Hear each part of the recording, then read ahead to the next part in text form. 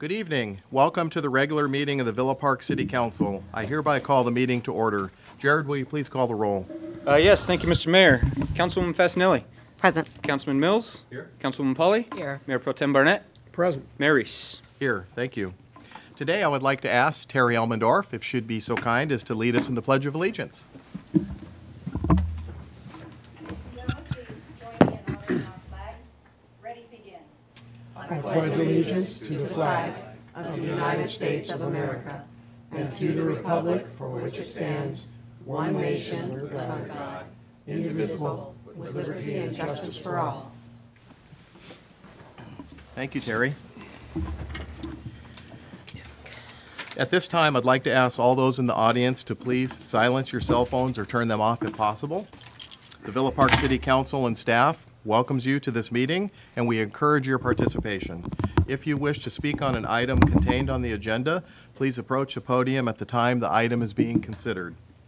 After I recognize you, state your name and address for the record prior to providing your comments. Speakers will be limited to a time period of 3 minutes in most cases. If you wish to speak on an item that is not on the agenda, please do so during the time listed for oral communications. All right, our first presentation is an update from the Villa Park Community Services Foundation. Jill?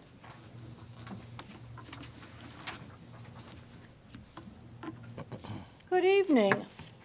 I got a postcard from Santa. He's coming. All right. But he's not coming by reindeer with the sleigh. Those reindeer, these reindeer are really good, and they are going to be pulling a yacht called the Ho Ho Ho. He had the elves make it for him especially because he wanted to come down and be part of the boat parade as well as the Santa Tour. Now the Santa Tour is happening on December 8th. He's hoping that all the city councilmen and women will be busy being his elves with all that, and he's really appreciative, well, Mrs. Claus is really appreciative that the Women's League has helped supply a bushel of candy. All right. For Santa to hand out. So big thanks go out to the Women's League. Now, if you're wondering about that route of that tour on the 7th, when Santa's on that Saturday route on fire truck, you can look on the website for the foundation. You can easily go to the city website, look up organizations, look up foundation, click on it, and you'll see a map for that. And you'll also see the maps for the boat parade, applications for vendors, and those kinds of things there too. So just about all the information I think that you need to know is there. Now the theme of the parade this year is called Yachts and Yachts of Holiday Fun. And we're really fortunate to have two wonderful folks organizing this boat parade and the celebration in the town center. Ed Carter and his crew, and he's famous for getting every dad in town organized with something, is going to be taking care of the logistics part of the boat parade that will start over on Fitch and Ranch Road. He'll be hopping in the sheriff's car, and we'll be helping lead that all out. And then we have the incredible cook working on a reception that the foundation will be sponsoring, and she'll be helping with the celebration in the town. But the person who knows most about that's my friend Terry Elmendorf.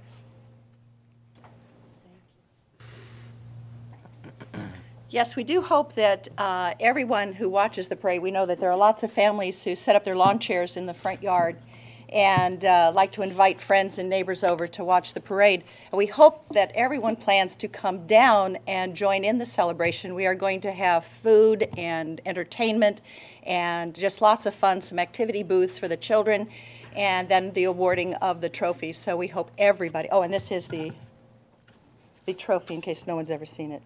The lights are bright so you can't tell, but these lights actually are shining brightly on the little trophy.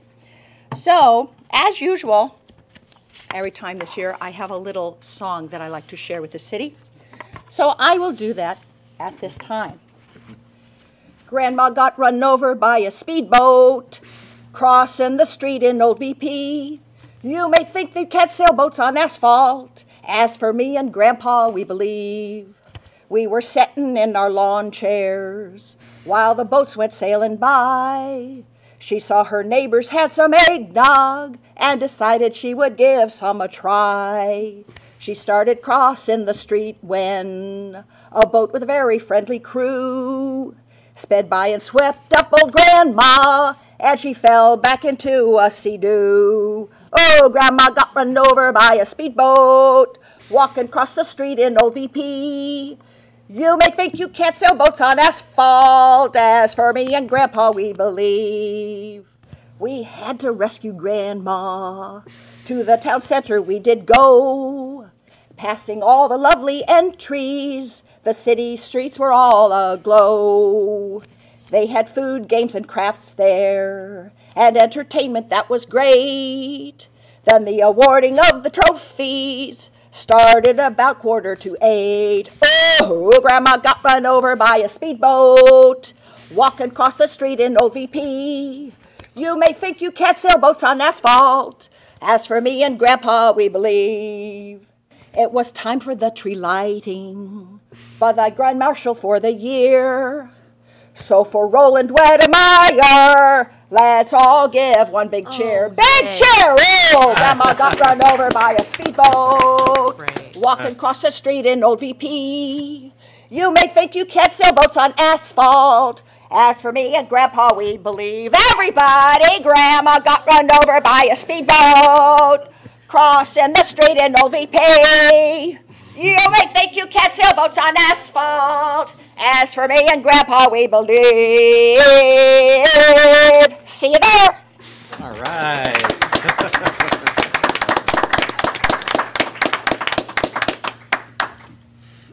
Absolutely a wonderful was choice awesome. of Roland Wedemeyer for the Grand Marshal. Outstanding selection.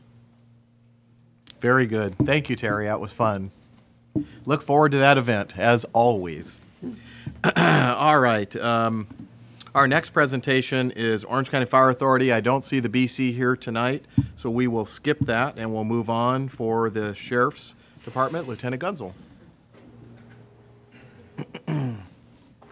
Thank you, Mayor, Council. For the month of October, we had 8 Part 1 crimes reported. 3 of those were residential burglaries, and one of them was a burglary in the middle of the night at Rockwell's, a commercial burglary. Rockwell's, the investigator, I talked to him today. He's working on, he got a car description. There's 2 vehicles. Oddly enough, that similar incidents have happened 8 different times throughout the county, South County here. A yellow crowbar was used on the door, yellow markers and things like that that our ID team was able to find. He was able to get camera footage from B of A, but in the middle of the night, a car going down this way. He has a kind of a description of a car. So he's working that one, still looking to try and get a better camera to find out what the license plate, if it had a car on it. And another car was sitting over in the parking lot. Looked like it may have been a layoff car or something like that. So we have 3, for the month of October, we have 3 crimes that are considered solved, either through warrant or through arrest. So overall, we're still trending lower than we had from this time last year. So I want to report on that. Also, Jared and I have been working on, at Councilwoman Polly's request from last month, wanted to have a fraud presentation from the Sheriff's Department. So I talked to our fraud sergeant, and he actually has a presentation that he does.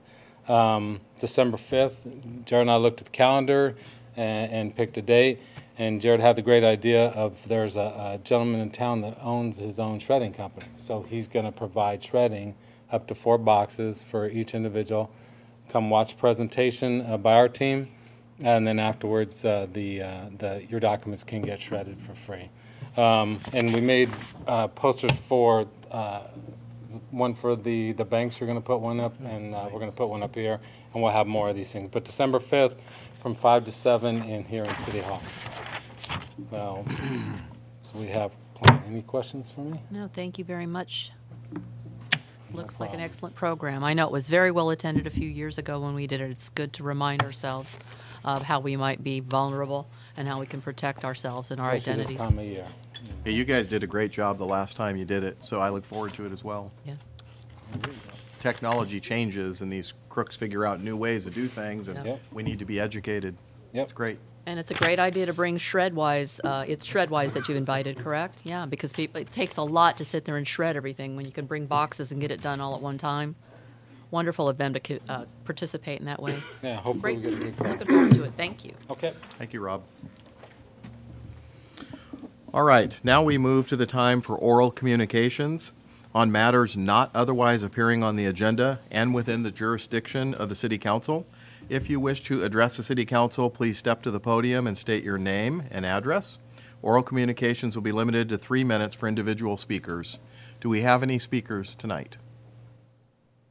I don't see any. Ooh, this is a rapid. Wow, No. very unusual. No, we do. I Oh. think he's confused. This is where you Oh, speak. okay. Yes. Rats, I thought we were going to get I off. was thinking it Come was on a- up, I was welcome. thinking it was a slam dunk. Yeah, I was pretty surprised. I don't remember the last time we've had nobody. No I'm card? sorry. No, it's all good. It's all good. It was good. We got some Name is Larry Rollison. I'm a 37-year resident, 9491 Henderson Way. And I'm here to just to kind of give you my input and concerns on the project above me at 18522 Valley. On the 21st, they started the excavation of what's to be the basement.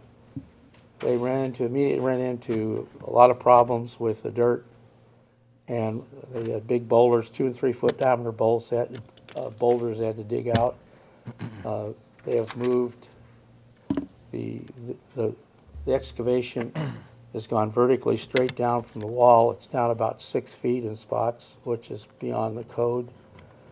And it needs to be shored. The wall needs to be braced, or they need to redo it. I expressed concerns to the city. That all started on the 21st. By the 23rd, I went to the city, expressed concerns. Didn't seem to get anywhere because they said they didn't have any control over what was going on the site, really. So I said, well, it's unsafe, so I called OSHA. And OSHA was out on the afternoon of the 24th. They locked the project down. It was opened up as of, I think, last Friday or Saturday. They opened it up, to my understanding, Kentucky to OSHA. It's opened up to allow for them to do some mediation. They went in. They had a partially demolished structure, which was they over demolished, and it was unsafe. So they've actually gutted the whole project down to the dirt. There's nothing left there except where the utilities come out of the ground.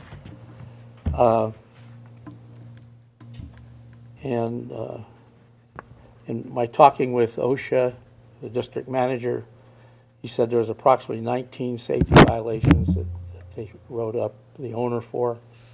One had to do with utilities not being properly disconnected from the building before they started doing demo work. It would be electrical, the gas, and the water. That was all still live going into the building during the demolition. They also had stored some flammable material. I think it was fuel for equipment next to the electrical panel outside, which is not kosher either, and a whole range of other stuff having to do with the structure itself. Plus, they wrote up the hole, how the excavation's being done. And so anyway, the project was then had a meeting on last Friday, and they made a decision to go ahead and let the guy start mediating some of the problems. That was my understanding. So he went ahead and demoed the rest of the building down, took all the concrete, everything's gone. And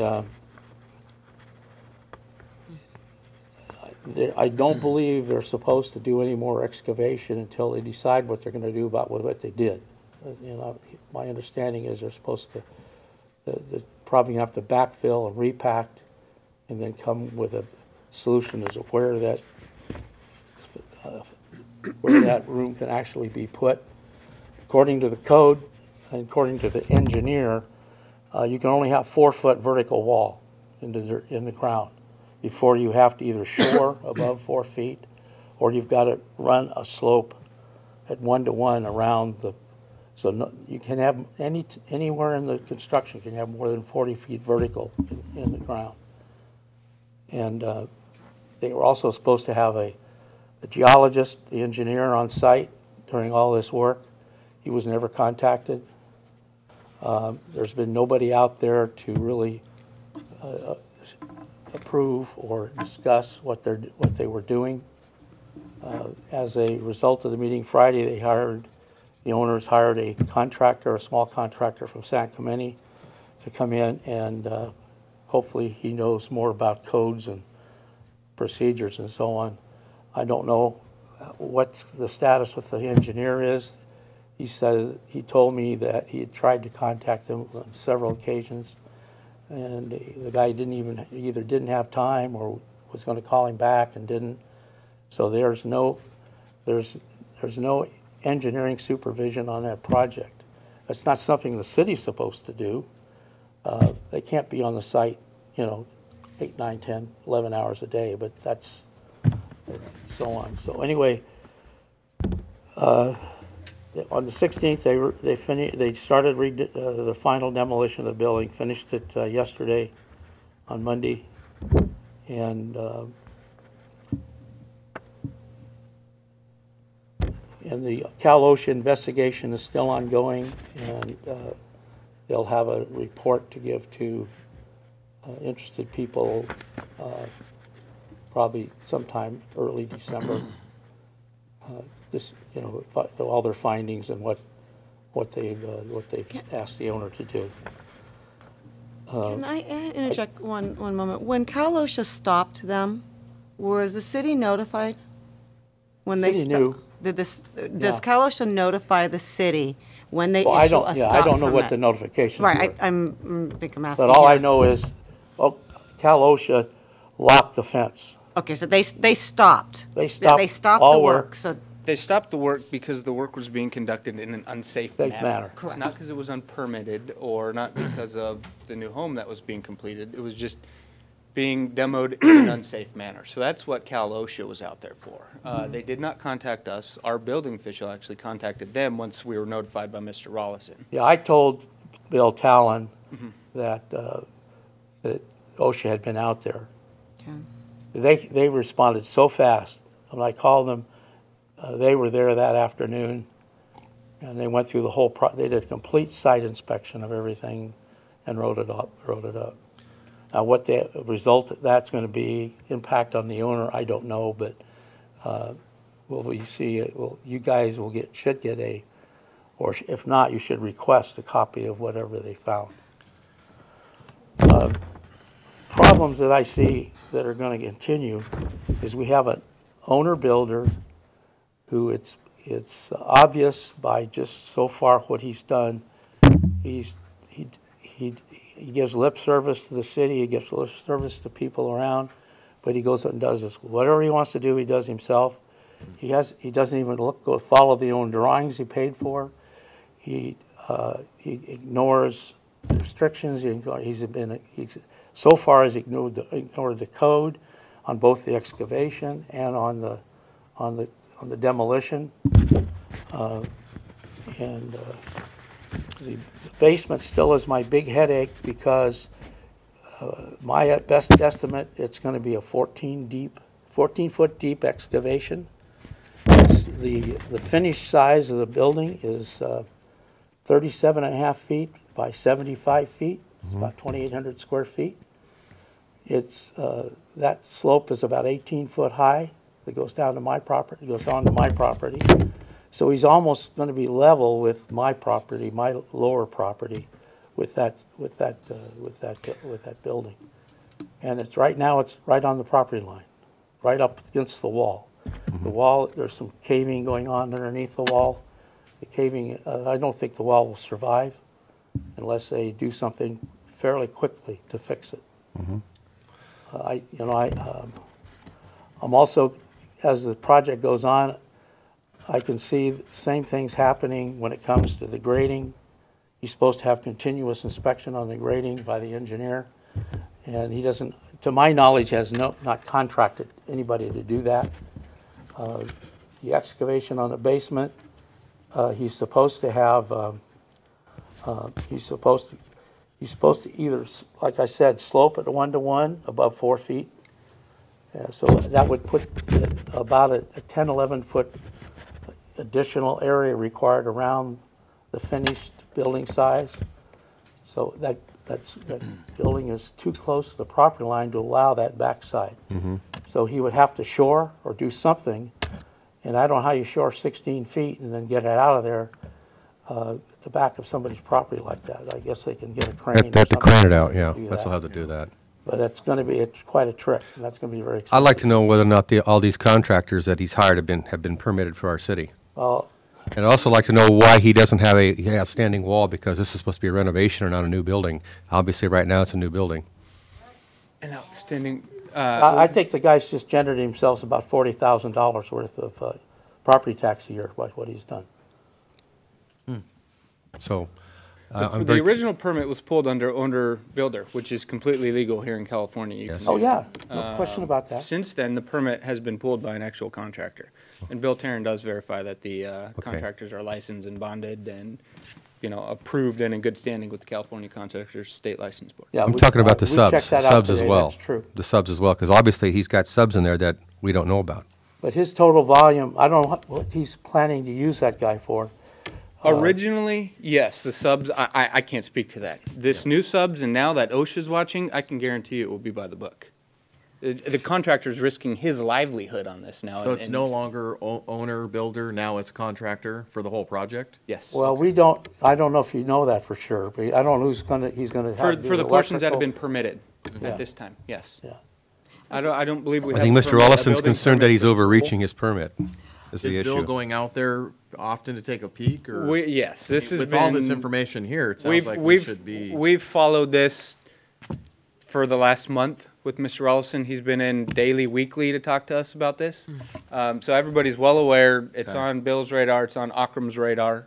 Now we On just have OSHA's to- It's radar. on OSHA's radar. And now there's a contractor, we think, in charge of the whole job.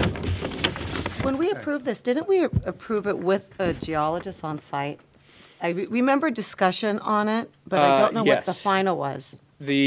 Now forgive me, Tyler's been following this one a little bit more than I have, but yes, you approved the underground structure as long as it met geotech soil conditions, which it did. Part of those soil conditions, an engineer was supposed to be on site monitoring the excavation. Well, the property owner got a little bit ahead of themselves and started excavating. Akram's not the engineer to monitor that. There's an actual registered civil engineer who will do that, and then phone in inspections at certain milestones throughout that process. That never occurred. Now it's on our radar. Now we're watching it. Now, the Global Geotechnical, or whatever the company that did that work, they were supposed to be retained to do that inspection. I've talked to the engineer many occasions. He said he was supposed to be, or somebody from their engineer from their company was supposed to be out there. And that's on not a matter daily between basis. us and the firm. That's a matter between the property owner and the Oh, firm. yeah, absolutely. Yeah, I understand. That's true.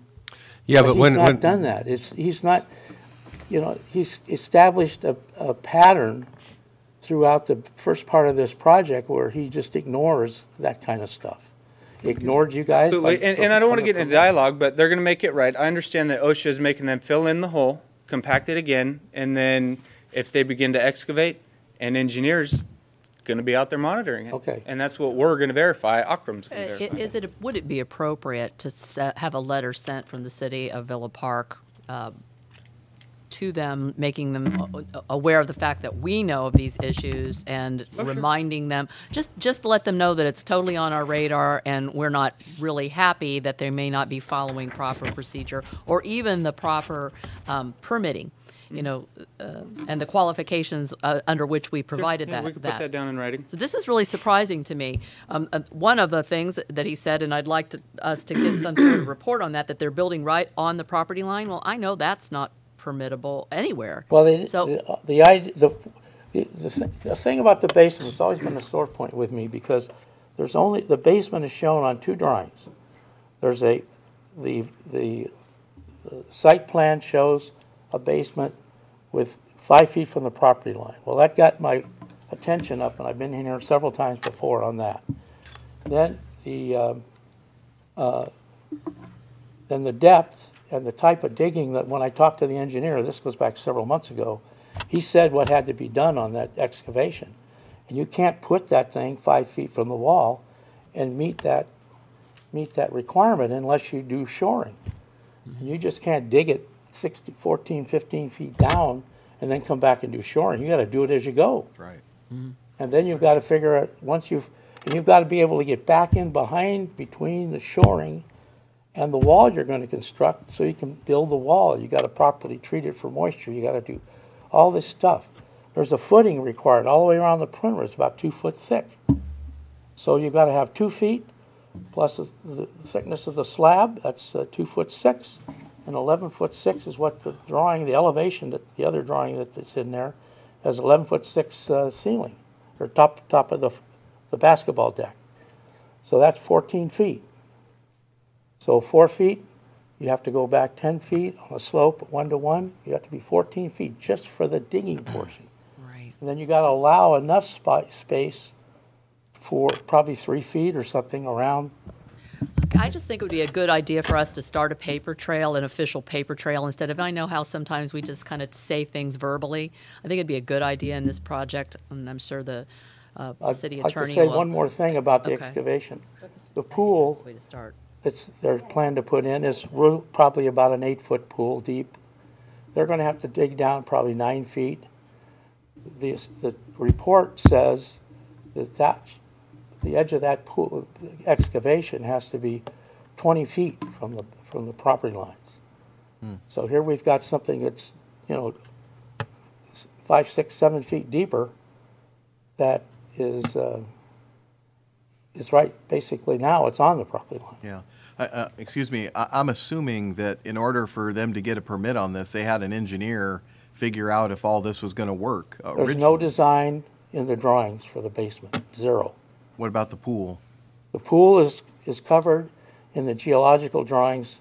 It shows the pool. It's got about 6 details, elevations and so on. But I've searched through all those drawings. I've got a set of them. I paid for the city for a set. And I've looked through those. There's nothing that really discusses any of the details on the pool, on the basement. Doesn't show any structure, how they're going to support that roof deck. That's maybe 2 or 3 feet thick. It's well. Yeah. Well, you have our assurance that we're going to look into this and be on top of this and make sure it's all right, because it sounds like it started off definitely wrong, and it sounds like OSHA put a kibosh on it, and now we're all over it. So you have our assurance we're going to watch this very closely. Yeah, I hope so. I'm actually very disappointed that it had to get to OSHA. Huh? I'm disappointed that you had to call OSHA in. Well, I had no choice. I got you, because that's your backyard. We don't want to have a house explode next But, to us. Oh, it's understandable. She'll let her chance. Refresh my memory. If I remember distinctly that when we approved this, we were assured that nothing would start without our city engineer having given assurance that this was going to be safe. Absolutely, and that's what was in the original geotech report. There has not been a building permit issued for the actual basement. There's been a grading permit issued to start the excavation, but not for the building itself. With the approval of our city engineer. But until you design what's going to go in the ground, you don't know where you can actually put the hole. So how can you dig a hole when you don't know where the building's going to Especially without any shoring. That makes sense. That's And what- it that's- seems that's to on me the you have to have the contractor. whole Yeah. drawing, all No, the that's on specs the and owner. everything. I Before know. you start anything. That's what I would thought think. was going to happen. Yeah, Well, I agree. I do think we the do best that? thing to do, though, is get a letter to him from the city as well. And so let's. We'll be on start it. with Thank that. you very much for bringing this to our attention. Frankly, I'd like to know how we even managed to get a grading permit issued on it when there's no plans and specs to show what's going on. I agree, but it doesn't even make sense. I'm no structural engineer, but it seems to me to get a permit, I've looked. Gotta show The what only you're doing. plans I haven't looked at is the building, the house drawings themselves. But I was told there was nothing in there on the surrounding work. That's strictly just the new house. Tyler? Yeah, again, I'm not a structural engineer at all, but I know from this point on that they're not allowed to do any more excavation until there's a geotech specialist in the field. So where we're at right now is they've hired a contractor to demo the home. That's being done properly. And from this point on, there's no work, no digging is going to be allowed until there's going to be a specialist Well, I was out there. able to find out about the contractor, and he might be a great contractor. I'm not doing say anything negative about him, but he has 2 employees, and his total volume of business last year was $170,000. Tyler? Now you've got a guy that's going to build, I think, a $4 million home by the time he builds all the 8,000 square foot facility plus what he's going to pay for that basement. It's going to be around $4 million. Tyler, the information you just gave us, did you have to seek that out from OSHA based on the resident coming to us? Because OSHA, I can't understand how they put a stop order, and I realize it's for safety, and they did not contact the city that they put a stop order on the grading. So had you been on vacation, Well, we I would don't not know. have known Maybe- about this. I mean, maybe Laura there's a would've come chain in of and made command here that if you didn't go next hunt week, this but- down, we would not know this. Yeah, that is correct. Am I right? A lot of this has been digging from contacting our engineer on his off hours. We've been really pulling strings, trying to get information Which is ourselves. not how it's supposed to happen, so I don't know where the communication from OSHA is. Because they're supposed to notify us when they have a stop permit. Oh, yeah. That is correct. Yeah, so something happened there, so that's kinda where I weird. want to figure out what Have happened we there. been in contact with OSHA since then, though? Have I Yes, been? No, I'm talking to staff. And have we? Our building inspector, Bill Tarrant, has made contact with OSHA. And we made seems like an obvious question, but we've requested that once they complete that report, that will be provided to the city. I can't speak on that. I wasn't there in the conversation, but I Yeah, can check you're with Bill. probably going to have to and request that from. That's what I'm saying. Cal Well, OSHA that needs yourself. to happen as well. And these things need to be in writing. That's the biggest issue, because we tend to be real laid back with how we do things, and usually people are good for their word, but sometimes when you start seeing a problem developing, it's good to start making sure that requests for things or orders for things, like you're not going to do any more digging, all of that is in writing, and we need to start documenting. We need to document. That's bad if OSHA's not notifying You know, I us think, of these like, issues. Well, I think it's Personally, I also think bad the that man OSHA needs didn't a lot even of help, notify that they were too. coming in. That's He's gonna continue very what he's disturbing. doing. But I also would like to say that I think it's positive that we have residents who take individual responsibility for things that are happening literally in their own backyard. And that's an important that's very thing. good. And it's appropriate. Yeah. So I commend you The for thing doing that bothers that. me, I'm 71 years old. One of these days, I don't need a 3,500 square foot home anymore. So my intent is, in the next couple of years, is probably put the house, get the house fixed up and put it on the market, move into something smaller. And I'm going to have, there's disclosure laws when you go to sell real estate. And I can see this affecting the value of the property to some great degree based on what might happen. So that's my concern as the neighbor. All right, Didn't well, this Laura? require a CUP? This did, didn't it? We did. I just That's wanted Yeah. to say that the reason you guys were not aware of this is when I was there the day that OSHA showed up, I was looking over my fence taking photos. Excuse, for the can you state your name and address for Lori the record? Haybrook Thank you. Cherney, 18532 Valley Drive. Thank you. I'm south of him, the neighbor south.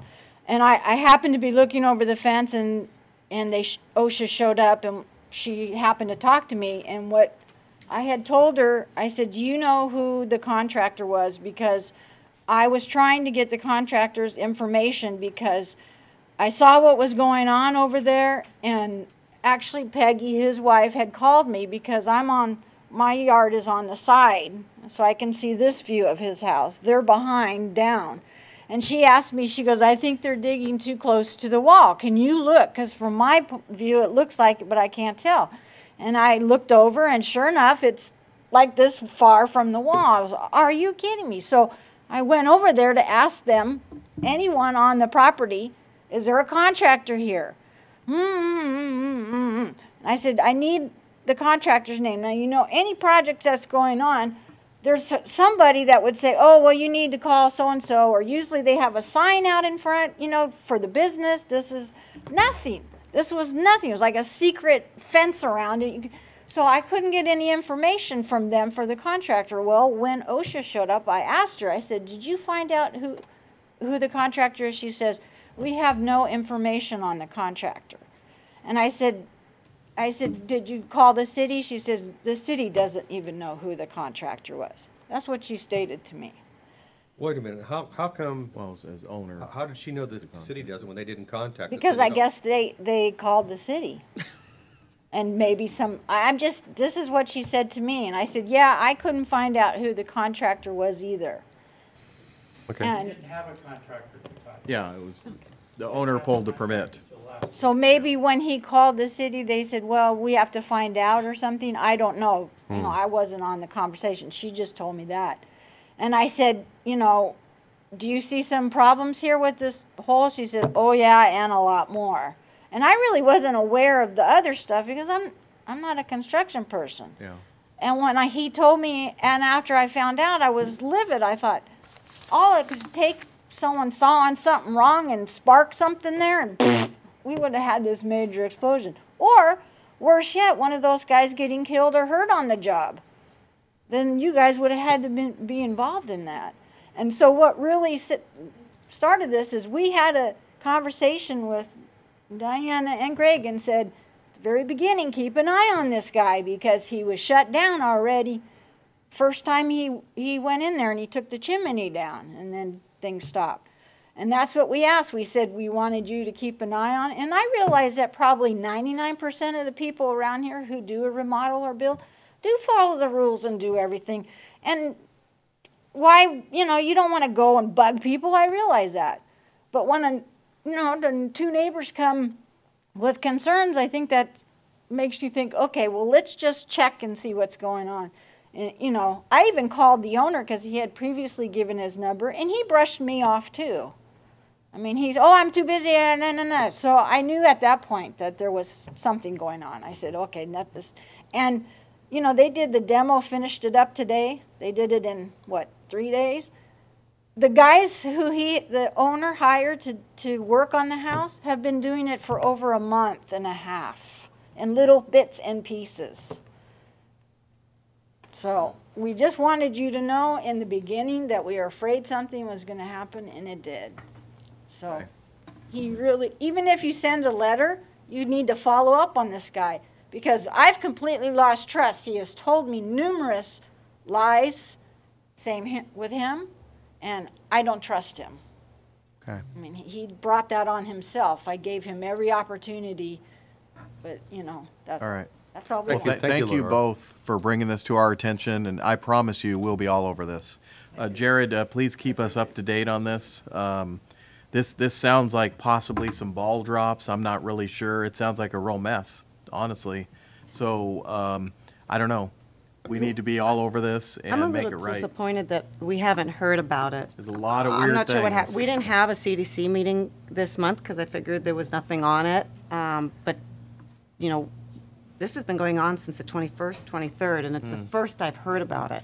Unless anyone over here, I don't think anyone's heard about it either. So This is- anytime sounds OSHA ugly. comes in and stops something, I think that somebody has to be, we gotta Pretty be heavy notified. duty when If we can OSHA comes keep- in. yeah. I'd hate to see that guy's fines. I bet they're going to be monstrous because OSHA doesn't play games. My concern here is, it sounds like a really irresponsibly administered program. Oh, yeah. So much so. Dangerously. That it's got, The wall they could've have fallen. to have materially violated some of the provisions with the city in the way they're handling this. I would think. To the extent that it seems to me, we may have every right to call them back, maybe suspend the permit, Something. readdress the CUP, and put a lot more restriction on this and oversight than we originally did. If you want to plot on, we want to see the entire drawing, we want to see the whole thing spec'd out with engineering where it's going, and council would like to take another look at it. I remember having concerns with this when it first came in here because of the way they were building. It was very unusual, the coverage. So, is there any reason we can't put the skids on this and bring these guys back with some detailed plans? I'd like to see this whole thing before it As moves it forward. relates to the drawings, he's not following the drawings. Yeah. And the drawings are not complete. They don't That's have what I- anything about the basement, and So maybe we have to get him back, demand complete plans, And then maybe as a part of the CUP, we need to assess some fees and mandate that there be some professional staff on site. And maybe we got to have a little oversight where he pays the city or something for some additional oversight. I mean, whatever it takes, but I think we could put enough CUP conditions to make sure this is done responsibly. It doesn't make sense to be digging when you don't have the specs. Yeah. Yeah. Megan, do you have Council? Yeah, so the council only has the authority to impose new conditions on the CUP or to revoke the CUP in the event that conditions are being violated. They are. So, well, we gonna need verify. to verify that they are being violated before, because as I'm sure you guys realize, it's a vested right, it's a property right. And Yes. so you don't have the power just to sort of pull it back unless conditions are being specifically violated. So we'll have to verify that before we can really get to the point of. That was my first question. Yeah. Oh, Haven't no. we have violations? And then, as you know, the city has police power over enforcing its municipal code and building standards and everything. So to the extent that that's going on, the city can, through Jared, will check it out, put it in writing. If anything's been violated, we'll follow up. We can do code violations if that exists. Those are sort of the enforcement powers we have right now. If it gets to the point where something extreme is going on, the city has other alternatives, including like injunctive relief through court action. But we have to cross every dot every I and cross every T before we get there. So we don't want to jump the gun. We want to make sure that we're playing by the rules and that all of the conditions are being followed and everything. And we certainly have enforcement power if it comes to that, though. Is that all be taken care of by Bill?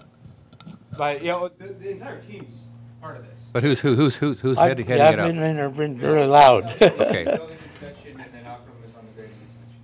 This will be a priority tomorrow morning, though, correct? Because Yeah. it's apparently not working. We've got the Yeah. resident that's really Doesn't doing it. sound good. The other, He calls the OSHA. other issue that's gonna come up, this is gonna be way down the road, is when he goes to build his basement, I don't believe, the way I see the drawings, the exiting is permitted. You've gotta have at least 20 feet. You have to have 2 exits, and they gotta be 20 feet apart. He's got them side by side, so if there was a fire that happened inside that basement, people wouldn't be able to get out of the building. It's gotta be fire protection and so on and so forth. Yeah. But that needs to be on some of these drawings. Those plans are not approved, and that will be addressed by plan check and a professional engineer hired to Yeah, do the job. okay. Yeah, because right now it's just a grading thing. It's not the other, yeah. It's a All right. conceptual plan. Well, thank you very much. We're going to Okay. be all over this. Okay, I Larry. appreciate you guys coming. Thank you, Laura. Okay. Any other oral communications this evening? Okay, seeing none, we'll move on. Went from none to a big deal. Yeah, right.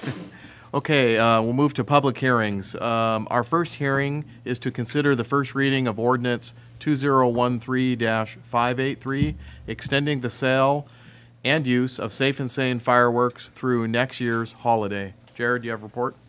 Yes, this ordinance extends fireworks through July 4th of next year. At that time, next summer, we'll bring back the necessary documents required to put it on the ballot for November 2014. Excellent. Any questions of staff, council members? Seeing none, I would ask the public if anyone has any comments on this item. Seeing none, come back to us. Can I get a motion on this item? I shall move. Yeah. Okay. Second. Got a motion and a second, Can Deborah? I just comments? have one quick question. I just want to be sure that I'm reading this properly. When we're passing this, it's making it clear that there will be an election with this item in November. I just want to be sure that. Yes. Okay, good.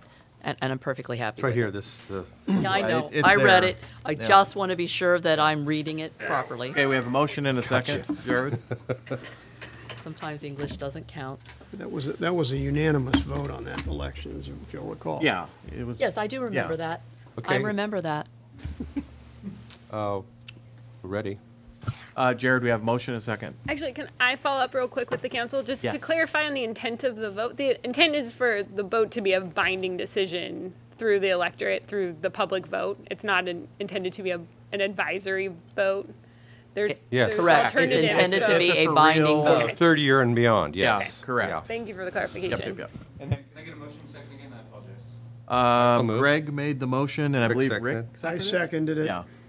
All righty. Councilmember Mills, Yes? Mayor Pro Tem Barnett, Yes. Councilwoman Fasenelli? Yes. Councilwoman Polly? Yes. Mayor Reese? Yes, thank you very much. Okay, under consent calendar, we'll consider the consent calendar. All items on it are considered routine and are usually enacted by one motion, approving the recommended action listed on the agenda. Any member of the city council, staff, or public may request an item to be removed from the consent calendar for discussion or separate action. Council members, are there any items you'd like to have removed? Yes, I'd like Greg? to remove 5 Okay, and 6. got it. 5 and 6. Any others? 2 and 3. 2 and 3. So much for the consent calendar. Any others? That's 2/3 of it. Yeah, right. All right, so can I get a motion on the balance? I make it. Deanna, you made the motion? Yes. Rick, you Second. seconded? Is there anything left? Jared? Yes, thank you, Mr. Mayor. Councilwoman Castanelli. Yes. Mayor Pro Tem Barnett. Yes. Councilwoman Polly. Yes. Councilman Mills. Yes. Mayor Easton. Yes, thank you very much. Deb, item 2? Item 2 is warrants and disbursements.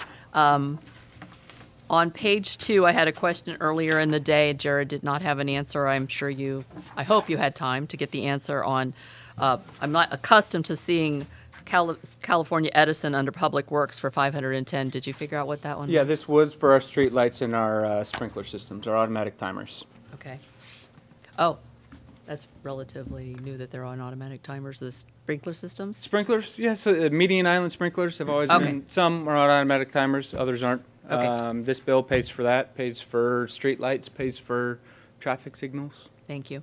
And then moving on to the question of Bravo Sign and Design, the monument sign. What page? is That would be page 1 of the next Okay. block of checks. Yep. That was $22,695, and my question was a portion of that paid for by private donations, foundation, Women's League, or anything of that nature? No, this sign was funded by the city. 100%. Okay. And then I wanted to talk a little bit about the huge water bill, which is just slightly down that page. That's quite a bit larger than we've seen in a long time.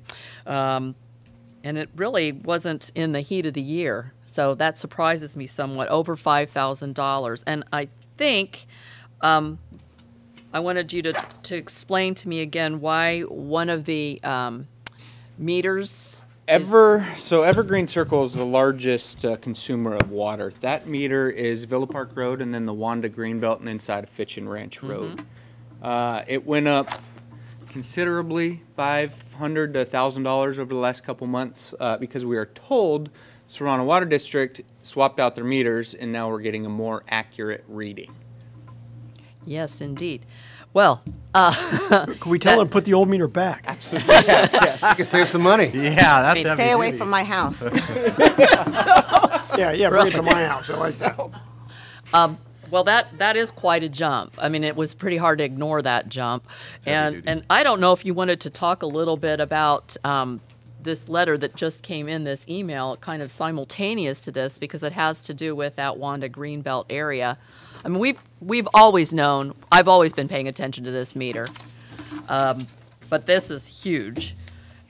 It's huge. I've never seen everything over $5,000, no matter what time of year, no matter what. So I'm wondering what we can do or begin doing. I've asked this question multiple times about how we can begin doing drought tolerant or, like we've done with AstroTurf out here. And obviously, the place where we'd want to start would be the meter causing us the most damage.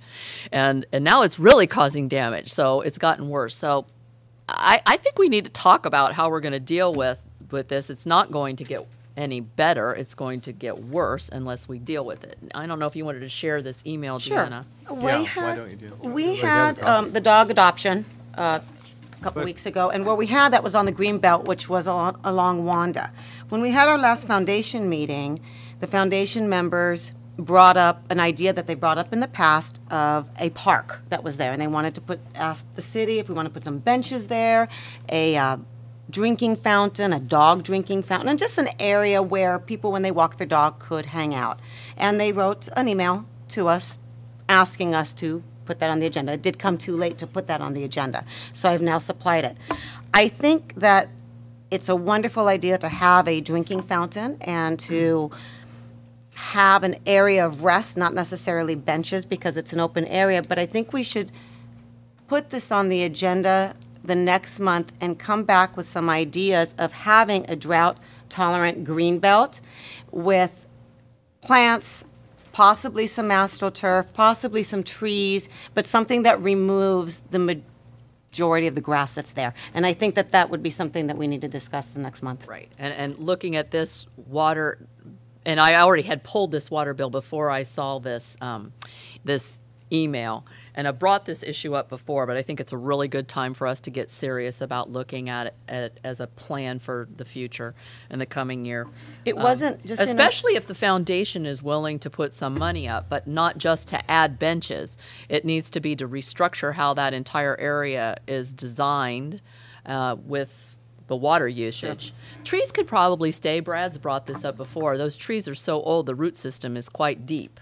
But what happens on the surface and the amount of water we're having to expend. So when we look at Evergreen also, there were other areas that I brought up with Jared that we have. One of them is by Patrician. We have these little islands that have little patches of grass that Mike himself goes out and mows the lawn. And he does that weekly. Right. And those are, if we do this, we should look at those. I think there's 2 or 3 of them at the same time because they are costly to us in their time.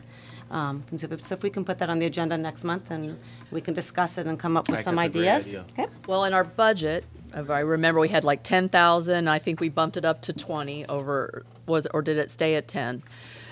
But this is just as we're thinking about the coming year's work plan. This should be part of adding that in. I just had to pull this out because I wanted to understand why it had jumped so large, so huge. But I think it's a good time for us to take note of it. I'm willing to move the rest of the warrants and disbursements. I just think we need to discuss this briefly. Before you leave that, I feel compelled to throw a comment in here on that grassy strip up there. Which grassy strip? The one we're talking Wanda? about with the $3,500 a month in water on it. When I brought up the idea to change the signs, the city signs, my initial thought had been to put some photos out and pass it off to some of the universities with landscape architecture departments and to offer a prize, a monetary prize and recognition, and let it be known to those departments and let them submit some drawings. And then our former temporary city manager insisted that he had the key to that and that we needed to use Bravo sign. And being brand new and getting a lot of pressure, I caved to that because he assured me it would be the most financially worthwhile and the most expeditious and blah, blah, blah, blah, blah.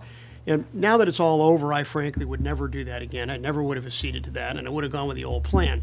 Bravo did a decent job on the signs, but frankly, nothing, stupendous and very expensive. I mean, $23,000 for that sign over there on.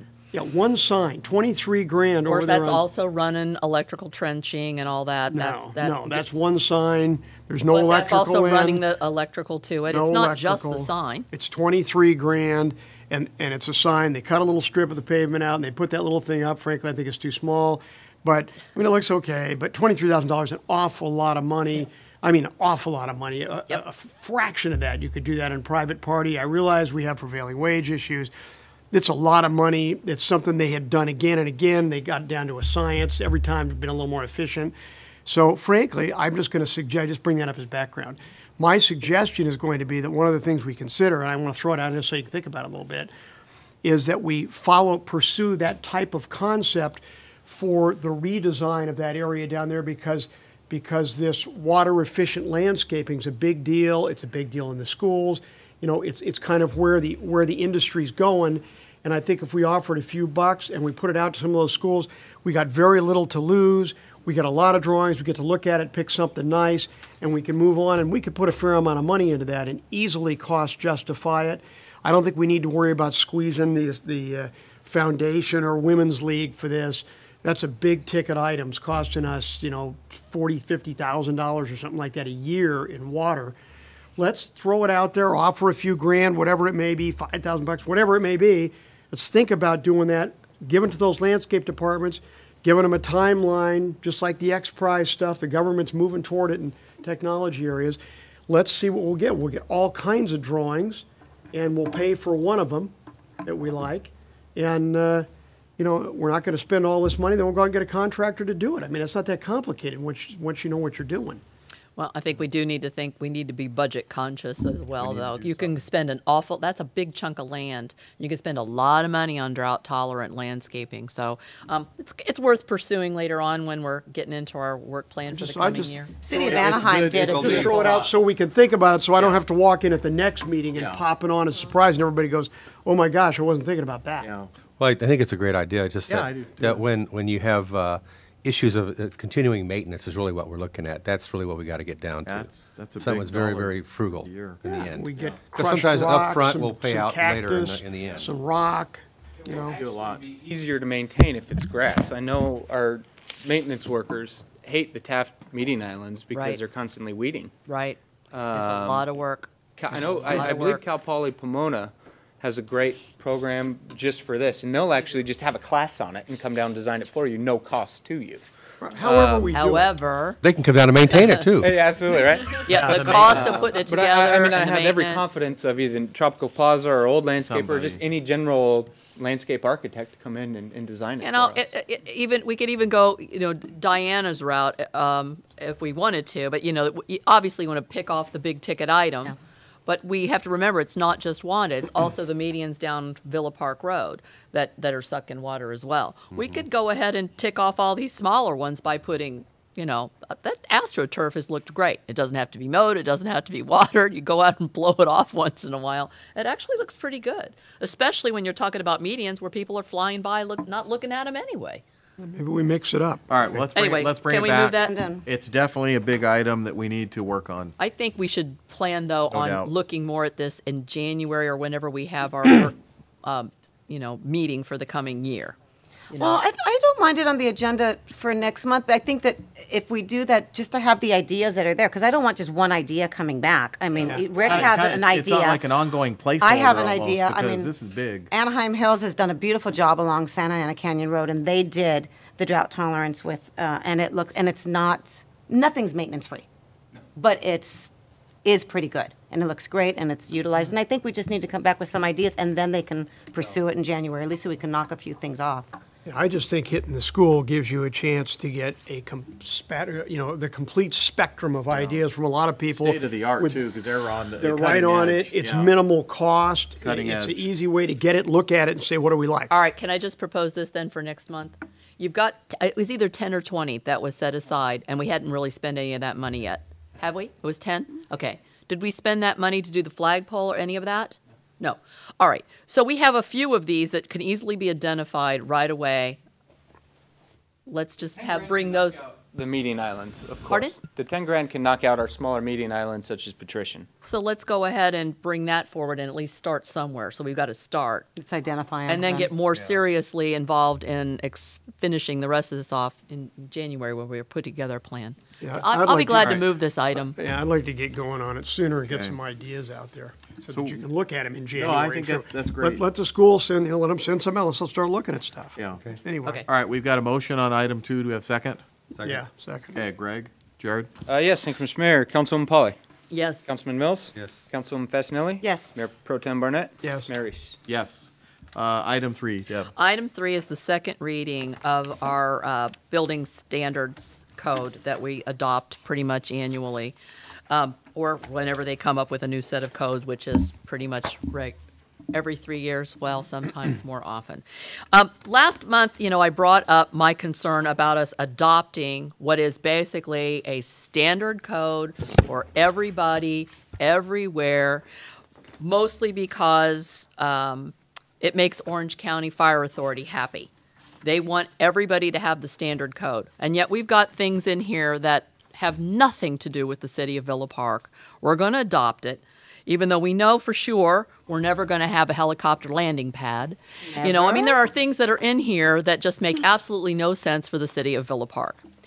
And for me, it's lazy. It's lazy. It's just lazy legislation.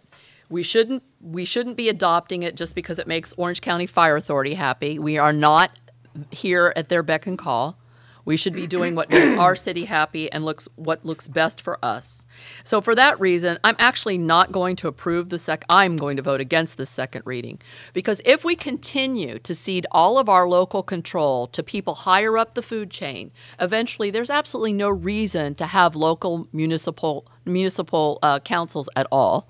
We should just go ahead and adopt whatever concentration of power comes down from on high. And of course, that can move further and further and further away from the people as we go about it. So I thought about it a little bit more, and I'm still really displeased to see us just adopting something that they throw at us, even though it's not applicable to our city. That's all. I'd just like to say, I think it's harmless. It's surplusage that we probably won't use. I agree with you, Deb. It's harmless surplusage, and frankly, I don't want to spend the time and effort and resources to cull it out. I see it as harmless and. Standardization. Yep, and Is that a motion? Yes. Second. Got a motion and a second. Jared? Yes, thank you, Mr. Mayor. Mayor Pro Tem Barnett. Yes. Councilman Mills? Yes. Councilman Fasenelli? Yes. Councilman Polly? Nope. Mayor Reese? Yes. And I would like it noted for the record my reasons why. Thank you very much. Item 5. Well taken. Yes. Councilmember Mills. Yeah, I've got the recommendation here says that we delegate the contract award authority for the ambulance to the fire authority. Rick, I wanted to get your opinion on this. Is there really a liability that we will incur? Is that really true, council? Is this really something that we have to do? I mean, this fire authority is not competent. Right. Well, Period. basically, to the extent that we conduct an RFP process, like any other RFP process, we're liable for anything that occurs during that process. So by OCFA taking this RFP process over, we're out of the loop. It's just if somebody for sues us liability. that's not an unsuccessful bidder, is that correct? Correct. Greg, I can make a few comments on Please. it. I firmly believe OCFA should not be the authority doing this ambulance contract. That's always been that way. I think it's a conflict of interest. I know it's a conflict of interest. I've never been in favor for it. I've stuck up against this in the past on the EMCC board and on OCFA board. Unfortunately, the healthcare agency recently decided to let them continue it. They researched it. I'm not happy about it. It's a less of a bad choice. But for our decision tonight, I do believe we should say yes to this. The liability we would have on this is, it is a pain in the butt to interview all these ambulance companies, and there's a lot of depth to this. We don't have the time, the resources to do it. We really don't. So in this case, I think we should say yes, but I don't like it, but I think it's the right thing to do today. So we're trapped. Basically, yes. That's my opinion. Rick, what are your thoughts? You know, it's the same thing Brad just said. I looked at it, and, you know, the fire authority is out of control. They're just not well. They're just not under control right now. They're not well managed. They're in horrible shape. They got scandals going all over the place. They've got union conflicts, and you know, I've said 100 times, they're just a giant money sump. You just can't pour enough money in there. They are just out of control. I hate to give this to them because this ties into competition between the authority and the ambulance service. The unions play in, and how many people can we get appointed. So I don't like it. On the other hand, I don't think we really have a choice, because the practical side of it is, I don't know how we're going to do it. I think that the language that they've put in here is fear language that I suspect is not justified. All this risk about being sued and liability for what the paramedics do. First of all, it's a government agency. We've got governmental immunity, and you know, on top of that, you can require that they have insurance and that you be named as additional insurance for lots of money. So I just think this is a spook thing to get people to sign on with a fire authority, okay? And so to that extent, I'm not in favor of it, and I don't like the way they did that. I think it's inappropriate, and I doubt that it's representative. But I agree with Brad. I was looking at this and thinking, well, you know, we're tiny. Who's going to do this? Who's going to go interview and futz around with us? I'm just not sure who's going to do it. I haven't got time to do it. Let me interject one other comment too, Greg. We only average about 3 calls a day. It's not even a worthwhile situation for an ambulance company. it's not a worthwhile situation. 3 at calls a all. day? Well, yeah, for the whole station, not just Villa Park. You know, Oh, they oh, call oh, in oh, other oh, areas. okay, all right. It actually, I've had meetings with these ambulance companies. It's actually a loser for them. But the OCFA uses their guerrilla power, and they have certain little deals with these companies. We're not in the position to go bargain this. We just aren't. So it's best to let it go as it is, even though it sucks. Nobody wants us. It's the best thing to do right now. If I could just interject we what just sold can't it, manage it. what sold it for me is like, Jared, you sat on that selection board a few years ago. Yes, in And two- OCF, go on. Oh, sorry. Yeah, in 2008, I sat on the ambulance. We delegated authority to OCFA. I sat on the panel, and in short, the panel's selection was my selection as well. So even if we go through all of it, we'll probably end up picking. I mean, Yeah, he I was just satisfied. go He was with it. satisfied with Yeah. that. And I'm sure, again, I'll sit on the panel this year because we can participate. City representatives are allowed to. Yeah. And we frankly, actually for encourage every you other to do 22 so. contract city, they have 22 Encourage you to do representatives so. there. Yeah. It's a rather large grading panel. I mean, it's larger than the board of directors, I'd say. There's probably a 30, 40 person grading panel in there. Well, you know, that's a big organization. They've got a lot of, yeah, they got a lot of resources, and I mean, frankly, they can afford to do it. Yeah. It's What do you their, think, Greg? it's their expertise. Okay, well, let's let her roll. Make it be. Is that a motion? Yeah. Second. Okay, I've got a motion and second. Thank you, Mr. Mayor. Councilman Mills. No. Mayor Pro Tem Barnett. Yeah. This is to delegate, this is the motion to delegate to the fire authority? Yes. Yes. Councilman Fasenelli. Yes. Councilman Polly. I'll have some fun with you. No. Mayor Reese.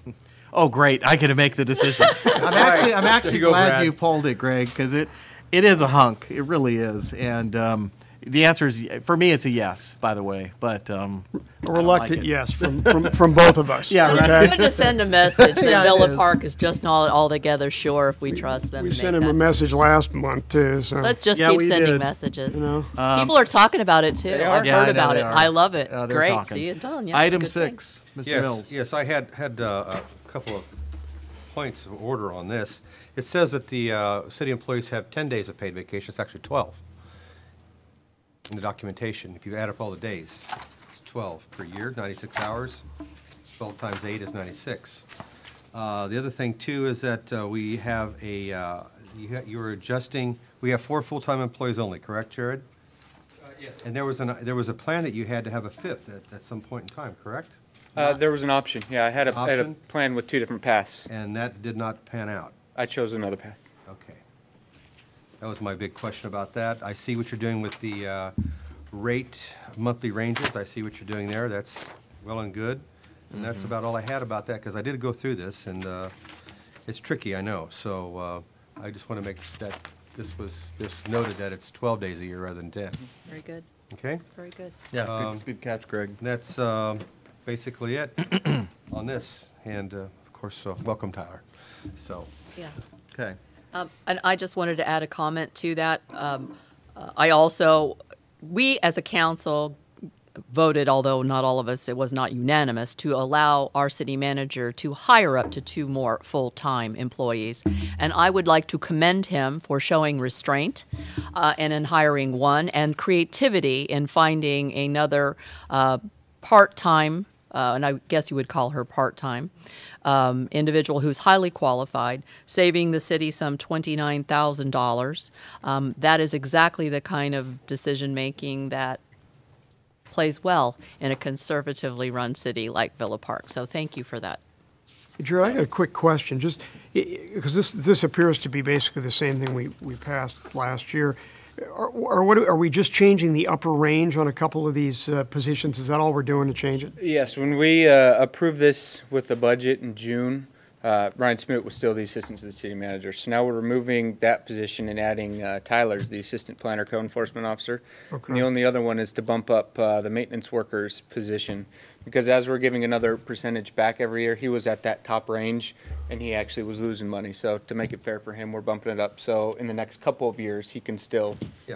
Right, so the only change here is a whole. small change in the upper range to the first 2 categories. It's a small change. Just know about the top category only. It's a new position, so it's not an upper change. Well, the maintenance worker category Maintenance worker is went up a little bit, right? That Oh, one- that's that- it? that- That's the only change of the whole Yeah. program? Yep.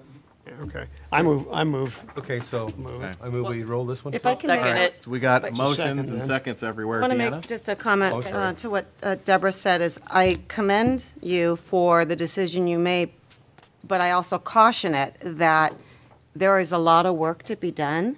And the reason that we wanted and the majority voted to have another full-time person there was to make sure that the work did get done and that things didn't fall through the cracks.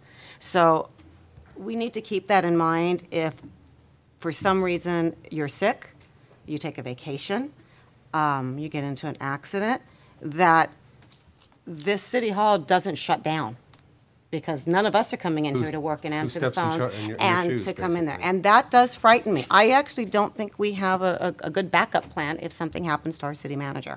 So that was partly the reason that we gave you the authority to do that. So if you feel you have a plan to train Tyler, who is the other full-time person, here to be a backup city manager, I think it's time that you maybe start to do that since we didn't hire a second one. So I'm a little afraid of that. I agree. Good comments.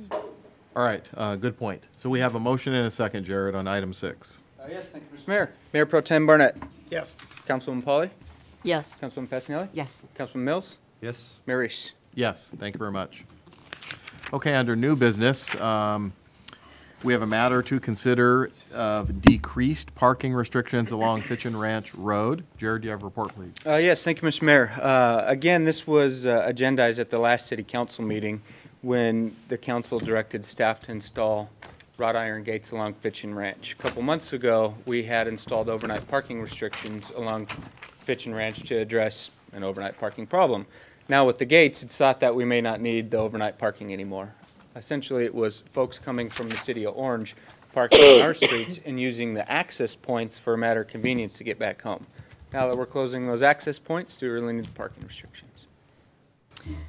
I'll start the discussion on this. I think that's something that we don't know.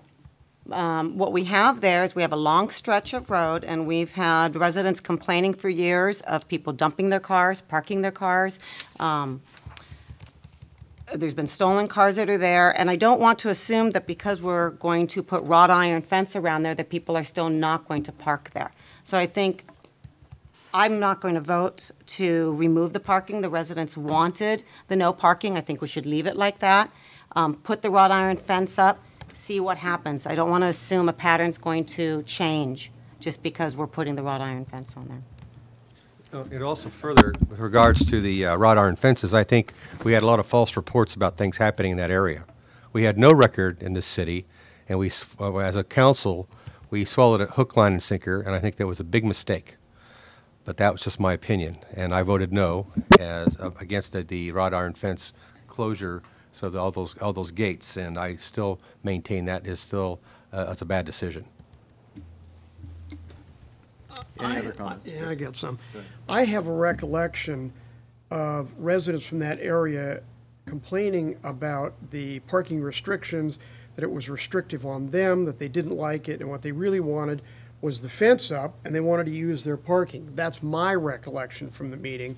And frankly, now that the gates are going to be closed, and keeping that in mind, my inclination is to rescind the parking restriction. If it becomes a problem, we can put it back. But with it there, you really can't tell what's going to happen without it. In other words, you really don't know if you need it when it's already there. So I think we should pull it. If we're going to fence it off, pull the parking restrictions for now. Let's leave the residents without those restrictions and see if it works, and put it back if it needs to be. But my inclination is to pull it out, and I am recalling those comments. No, that's exactly what I remember. And, you know, since I live very near there and drive by there all the time, I mean, I kind of take Fitchin Ranch and swing down Aberdeen quite often. And you will see that the cars that are parked along Fitchin Ranch that are annoying to the residents and left there are parked very near those cut-throughs so that they can jot across the street to wherever it is they plan on going. I specifically remember that the residents that lived there were unhappy that they would be losing the opportunity to park on Fitchin Ranch if they were having a party or something like that. And with the wrought iron fencing going up, it probably will. But as Rick says, if it doesn't, then we can revisit it and put the parking restriction in place. I think when the residents were here, we made it clear to them that this is what we were going to do. We were going to go ahead and put the wrought iron fencing up and rescind the parking restriction at Fitchin Ranch, not the red curbing down near Lincoln. That would still be in play, and they were happy with that. So I think we need to honor that. That's what happened when they were sitting here watching and paying attention to us. But while we're on this discussion, if I can, we've already visited the entire wrought iron fence issue, but I don't know that we were wise with what we did at the very end with directing Jared to put a wrought iron fence up at that very end location. You have a sidewalk that's through there, and there may come a time or a reason or a purpose that we need to have that open. And on a regular basis, Tropical Plaza pulls in down there at the end and goes through that area to handle that piece of landscaping that's out on the corner. And now that changes that whole situation. I am wondering, because I know that the wrought iron fencing came in substantially under the budget that we authorized, if we might be willing to consider a permanently locked gate, but that could be unlocked down there. We will have no option to open it if we press forward with the way we did things last time. Jared actually went through and reviewed the council meeting to ensure that he was reading it properly, because his, I think, instincts and common sense told them that he wanted to have a fenced or gate down there that could be opened, but that was actually permanently locked and only could be opened by staff or those that were designated by staff to open it. I would like us to think that one through again before we put it up, before we expend the money to put a fence that's permanent at that one end location. Can you give us a status on the fences, Jared? The fence has been ordered, and it's on schedule to be installed in the next couple of weeks. I've had a walkthrough with the contractor. We've gone out there, conducted measurements, and walked it ourselves, and now it's just putting it on their book and their schedules. And has anybody sat out there in a lawn chair and watched how many people go in and out of that area in the morning, jogging and walking? No, ma'am. I have. You sat there in a lawn chair and did I that? no, just sat there and drank my coffee and sat there and watched how many people enjoy jogging through that entrance. We've spent the money to put a trash can there. People throw their trash away. That area down there is going to be a private park for whoever lives in that house next door, and I don't know who the resident is. And if we now say you can park overnight down there, it's just going to become wall-to-wall parking, and it's going to become their own private little city down here. I mean, we have expensed.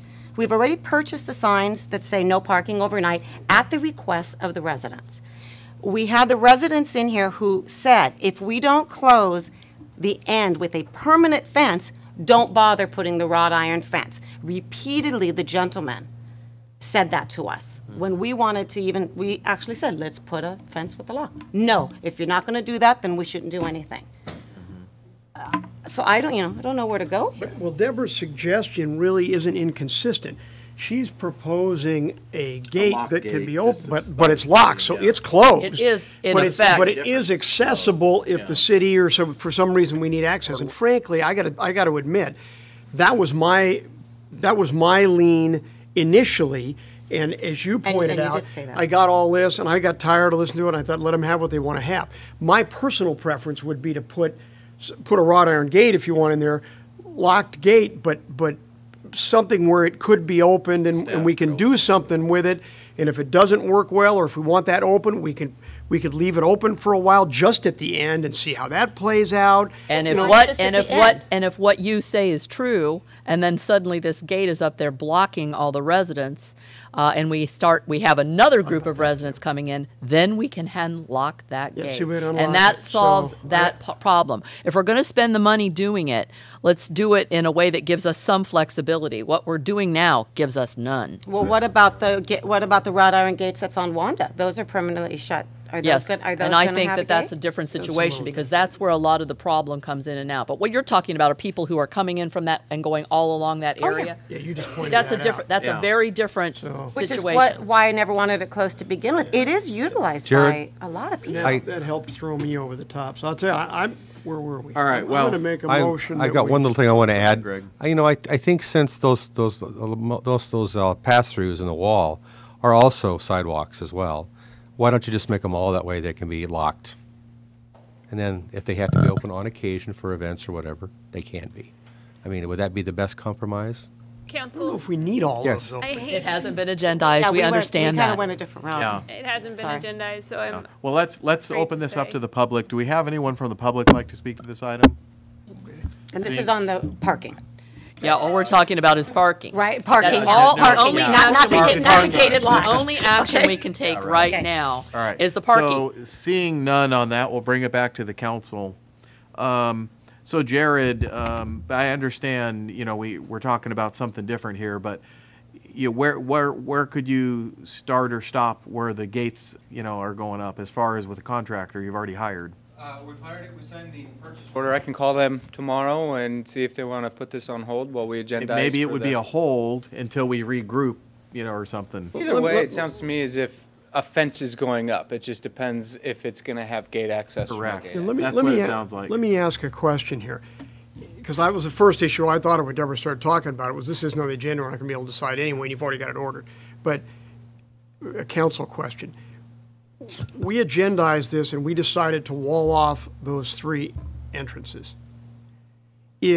Would putting a lockable wrought iron fence, gate, whatever you want to call it, on one of those spots be a material change that would require us to agendize it?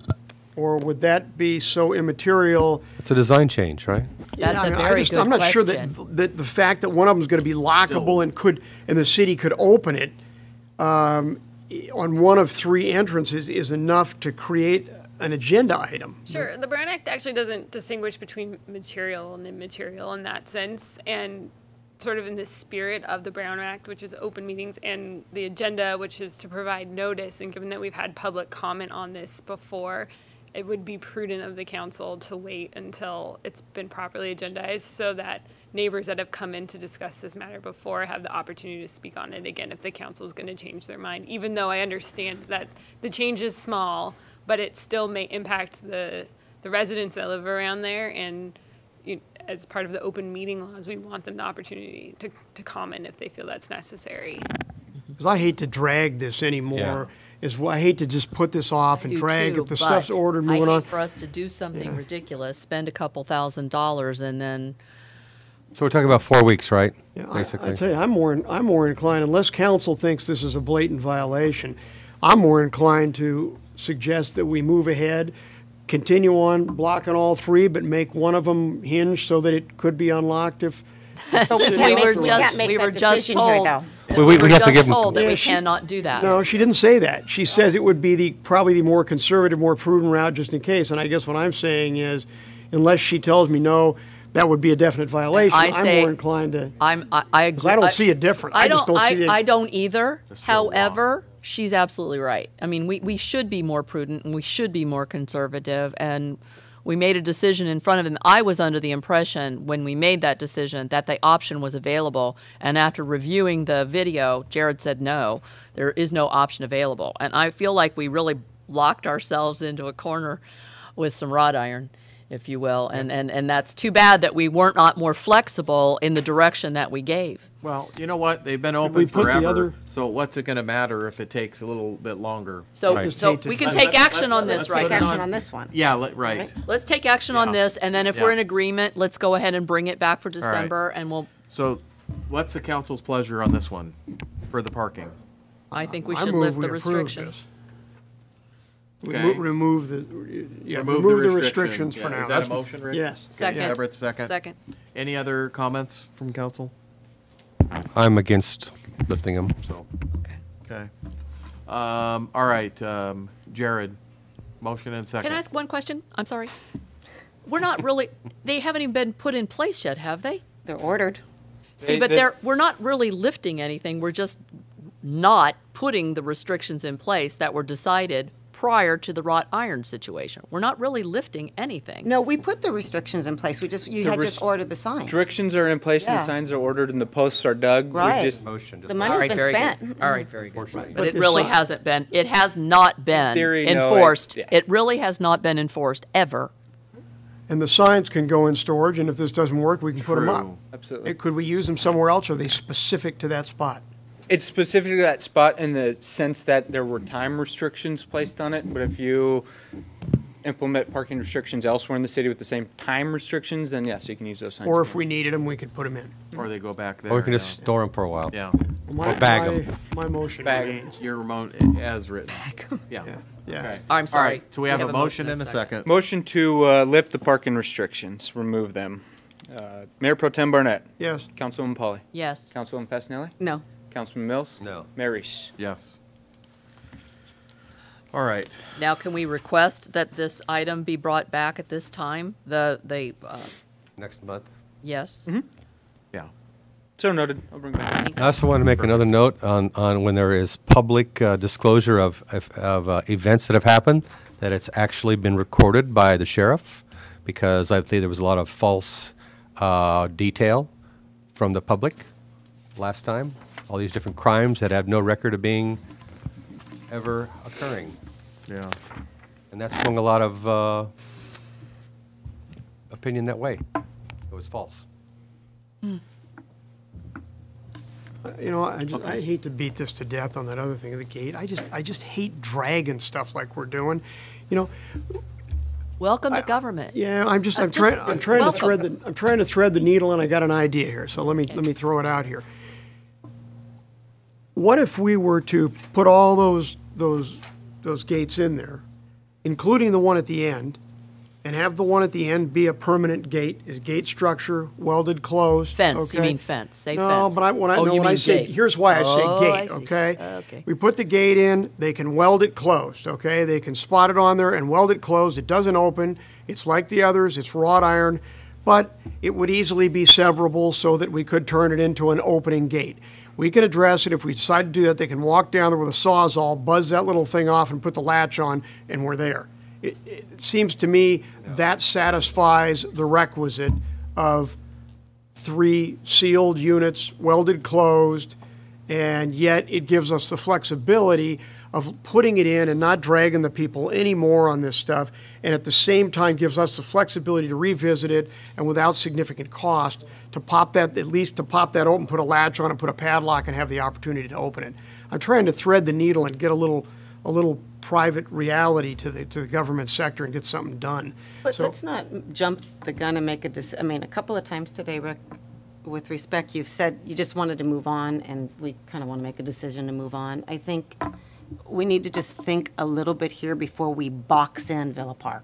That's all. We've already made that decision. It's already voted and the stuff's already ordered. That decision is done. Well, we did. We voted it, I'm and Deborah had suggesting a we question open on it I'm already. suggesting that we build some flexibility in so that we can come back and we can inexpensively and quickly pop that open after appropriate notice if that's what we decide to do. So I'm actually going with your suggestion. I want to put the gate in that's welded so it complies technically with what we've done, and at the same time, we can revisit and say, look, we'd like to make that one openable as appropriate. I don't want to have to go, I don't want to drag the people again hearing to hearing to get it done, but I also don't want to go put this stuff in and spend a bunch of money redoing it if we change our mind. So And I instead think of a that lock, threads the needle. you want to. No, here's let me be specific. What I was really contemplating was this. That one would essentially have a wrought iron gate on it, probably to match the other stuff, be a wrought iron gate. But just so that we don't violate the rule, they could go ahead and weld one of the pieces across so it's a sealed, welded, non-openable, solid structure.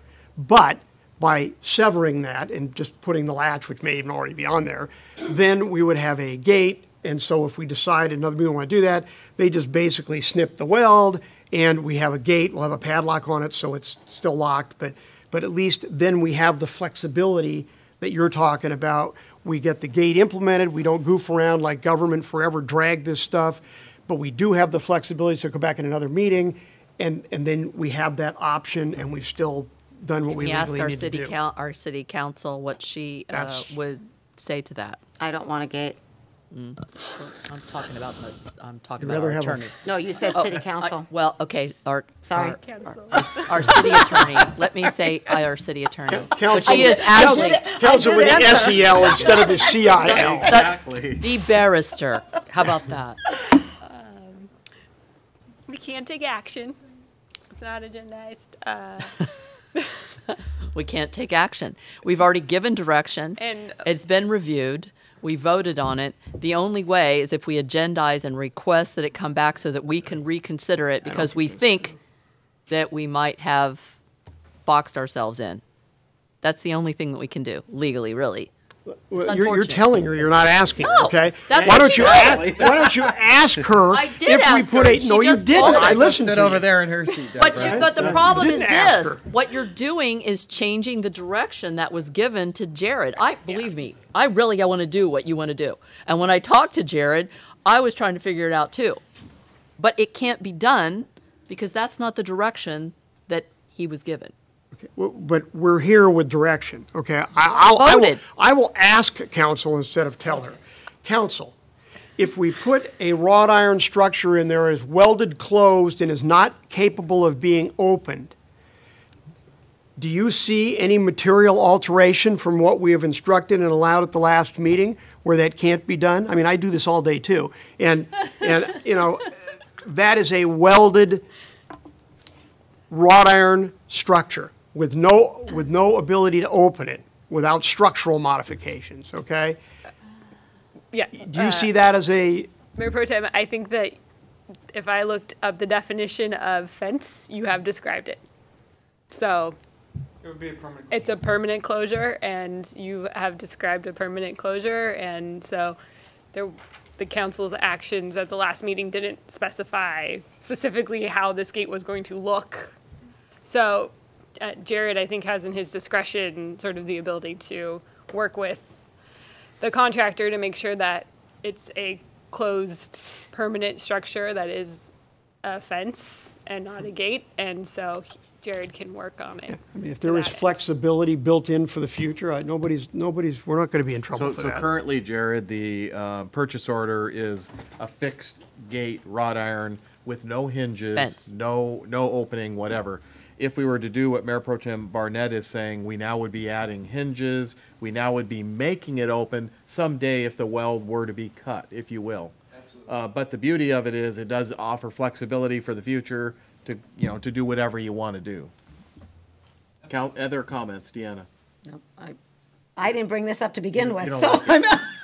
I'm just trying to avoid some of the delay and bureaucracy whatever I can, okay? And this was the Greg, best I could comments? think of. You're out? No comment. Deborah? No comment. So I imagine that it would cost more money. They got to add hinges, they got to make it differently, of course, but then it adds flexibility. Absolutely. Yeah. It still falls within the budget that you gave at the last meeting. Yeah. I'm confident I can design a permanent closure in such a way to satisfy the needs. of And Rick, you're doing this to all of the structures, all No, the. no, I'm only advocating, I'm Right. only advocating doing it to the one at the Oh, end. just the one. Just the one at And, the end. and I would agree that if I were advocating what he's advocating, that's what I'd be advocating. I wanted us to do this properly. We can reconsider it. We can reconsider our direction. But it sounds to me like we can provide for the flexibility so that next month, after properly being agendized, if we decide to change our direction, It would what be is fast already and being cheap installed will happen more quickly. and less expensively. Right. Right. That's all I'm advocating. I'm not suggesting that we open anything at this point, agendize it, let the public comment and do what they want to do. But if they decide, or we decide after hearing all that we want it openable, then it would be very expeditious and inexpensive to put it in that format. Right. So, I think we have a member from the public that wants to comment on this, do Well, We I've we got asked open that comment, it's once. done. we? Okay, we don't? Okay. One quick question I would have on this one gate is, being that it was going to be just a fence, right? And now we're talking about maybe it could be an openable gate someday if the weld were to be cut or whatever. That now means that whoever were to use this would actually have to go to the gate, undo a little latch, open it, go through it, and it would shut again. It's going to have it, you know. So is that a difference? Because we're either going to have no fence at all or a gate, and now they got to open it. So do we care that they open it and have to close it behind them? And if we ever did open it someday? You see my point, Rick, on that? yeah, I do, except I think what Deborah had kicked this off with, and I agreed, was at least preliminarily, if this is done at all, she's contemplating it would be like a city padlock, and it might be open for specific events or, you know, or something, not something where, at this point anyway, we would just let it swing and let residents go through and use it. Now, obviously, it's a flexible city, it's a small town. Residents come in and go, gosh darn it, you know, we really did want this and it's helped, but gosh, you know, we really would like to get some access here. They may come back and say, hey, we'd like to get some gate passes and get a key to get through it, and then we can address it at that point. I'm not getting into that. All I was doing was accommodating Deborah's comments I thought made sense, which was to have some flexibility there. At present, we've agreed to seal it off. Right. That's what we voted on. That's what the residents wanted. They didn't want the parking. So as far as I'm concerned, I'm voting for exactly what they want. Yeah. I'm not going to restrict their parking. I'm sealing up all the entrances. I'm merely building in a little flexibility so that if they find that there's a problem, it's less expensive and more expeditious for the city to rectify the problem. That's Exactly. it, period. Exactly. All right, fine. I'm good. All I'm But Any that's other- something that happens later on next month, right? Yeah. And Jared will deal with whatever he heard. no changes here, you know, just to the. I have a fairly good understanding. Okay. Good, I'm All right. lost. Well, congratulations. How many lashes was Okay. that? All right, we ready to move on to number 9? Yes. Or did- 8, Number We're still, 8. we're still, 8. voting. We're Oh, going yeah, to 8. That's right. I'm sorry. Okay, this is Greg. mine. I had, I'd seen some articles in the paper about where some of the utility boxes for utilities of traffic lights, phone companies, things like that, where they allowed basically semi-professional or professional people to paint them in different types of scenings or whatever. I thought, since this is a bird sanctuary, Villa Park, and we have hummingbirds as our official bird, I believe, or at least it's an adopted official bird, that we allow some of these boxes that are rather ugly and ungainly around town to be, could somehow have people paint them in a very nice murals or whatever.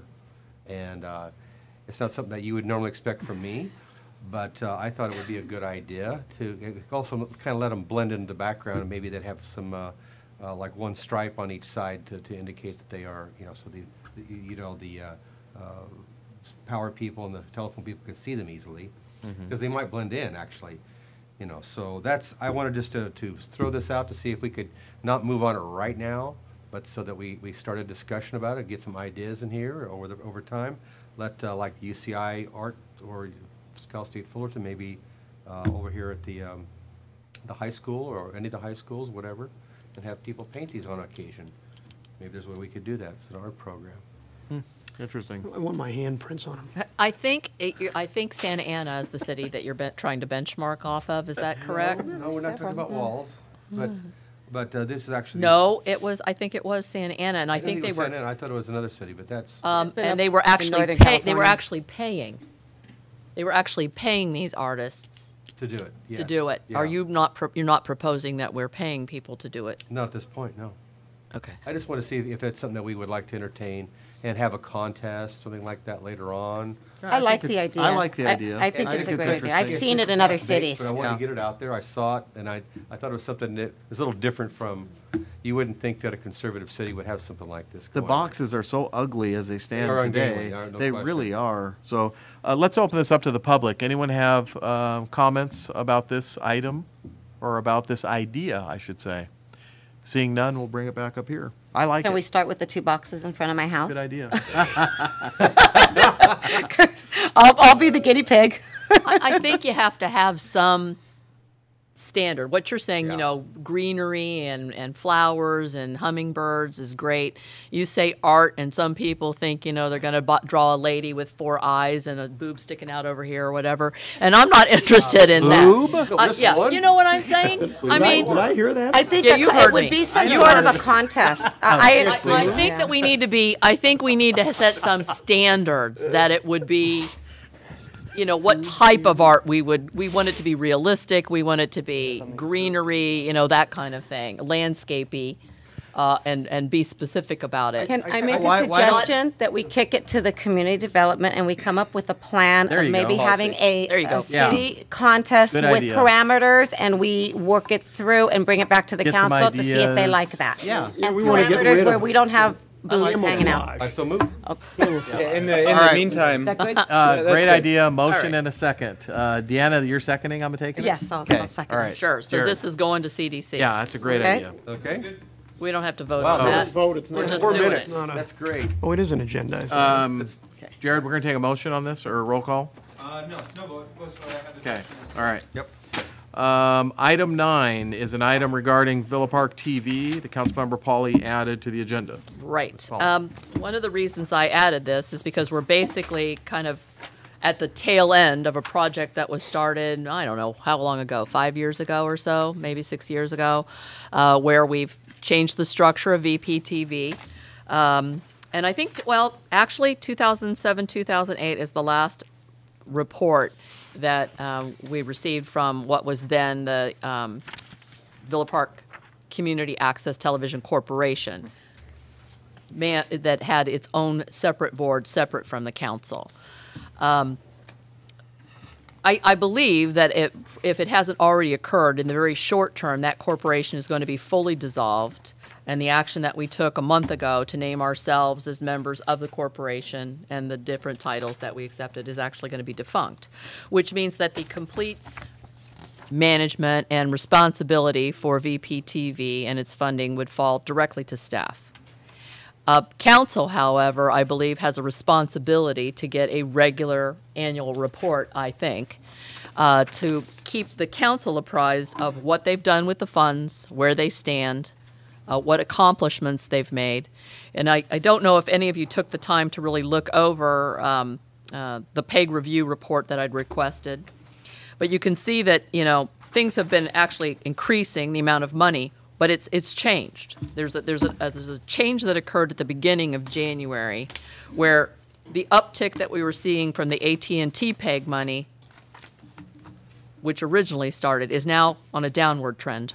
And we're still seeing a significant downward trend in revenue received from Time Warner. And that has always been the case. That's been the case for a very long time. And it's now, What are you looking at? it's a report you all received copies of. That's this PEG report. That's this PEG report. You all received it a month ago. Okay. You might not have really looked at it. Okay, all right, thank you.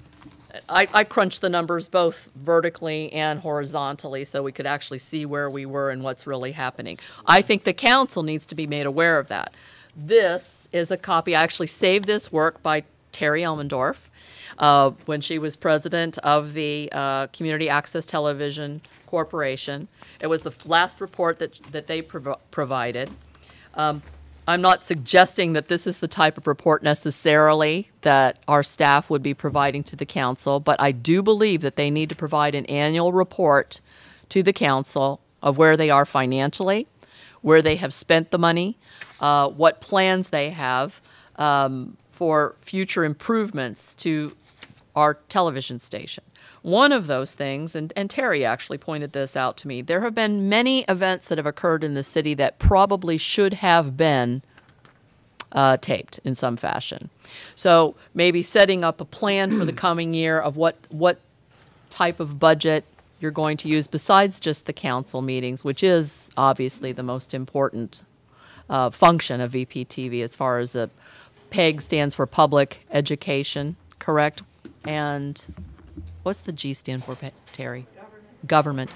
So that's the primary function, really, of that money, is to provide education to the public. We've come a very long way during this process. Live streaming on the internet where people can watch it all over the place, no matter where they are. television cameras out of the way, single person, running that staff that can put things together at the last minute if they need to tape town hall meetings, archiving of all of our council meetings. Never had that in the past, so that you can go back through yourself and refresh your memory on what was said and what was done. So I just think that it's important for us to, now that we're turning this whole thing over to staff, to set up some policies, some expectations, if you will, for what they will provide to the council, since this is really brand new for them to be completely under their purview. And I don't know what, other than finances, obviously, the other council members would like to add to that discussion. Or maybe you don't think it's necessary at all. Well, it seems to me that there should be like a very succinct report that comes from staff. I mean, obviously, we don't have a whole committee to do all this all the time, so it needs to be something like a quick format. But I have another question, Jared. Do you need to have some extra part-time bodies associated with this? Especially for taping other things, it could be the Villa Park High School Band. But if there's some way that could be forecasted. And that's what we'd have to look at. We'd have to identify the community events that we'd want to tape throughout the year and then seek individuals to tape it. Could they be students from the high school that we've used in the past? Absolutely. Could it be the technical engineer who's back there now running the cameras while we're sitting out here? Yeah, could Sure. be him too. But we have the gear to go remote too, right? Excuse me? We have the gear to go We do, remote. yes. Okay.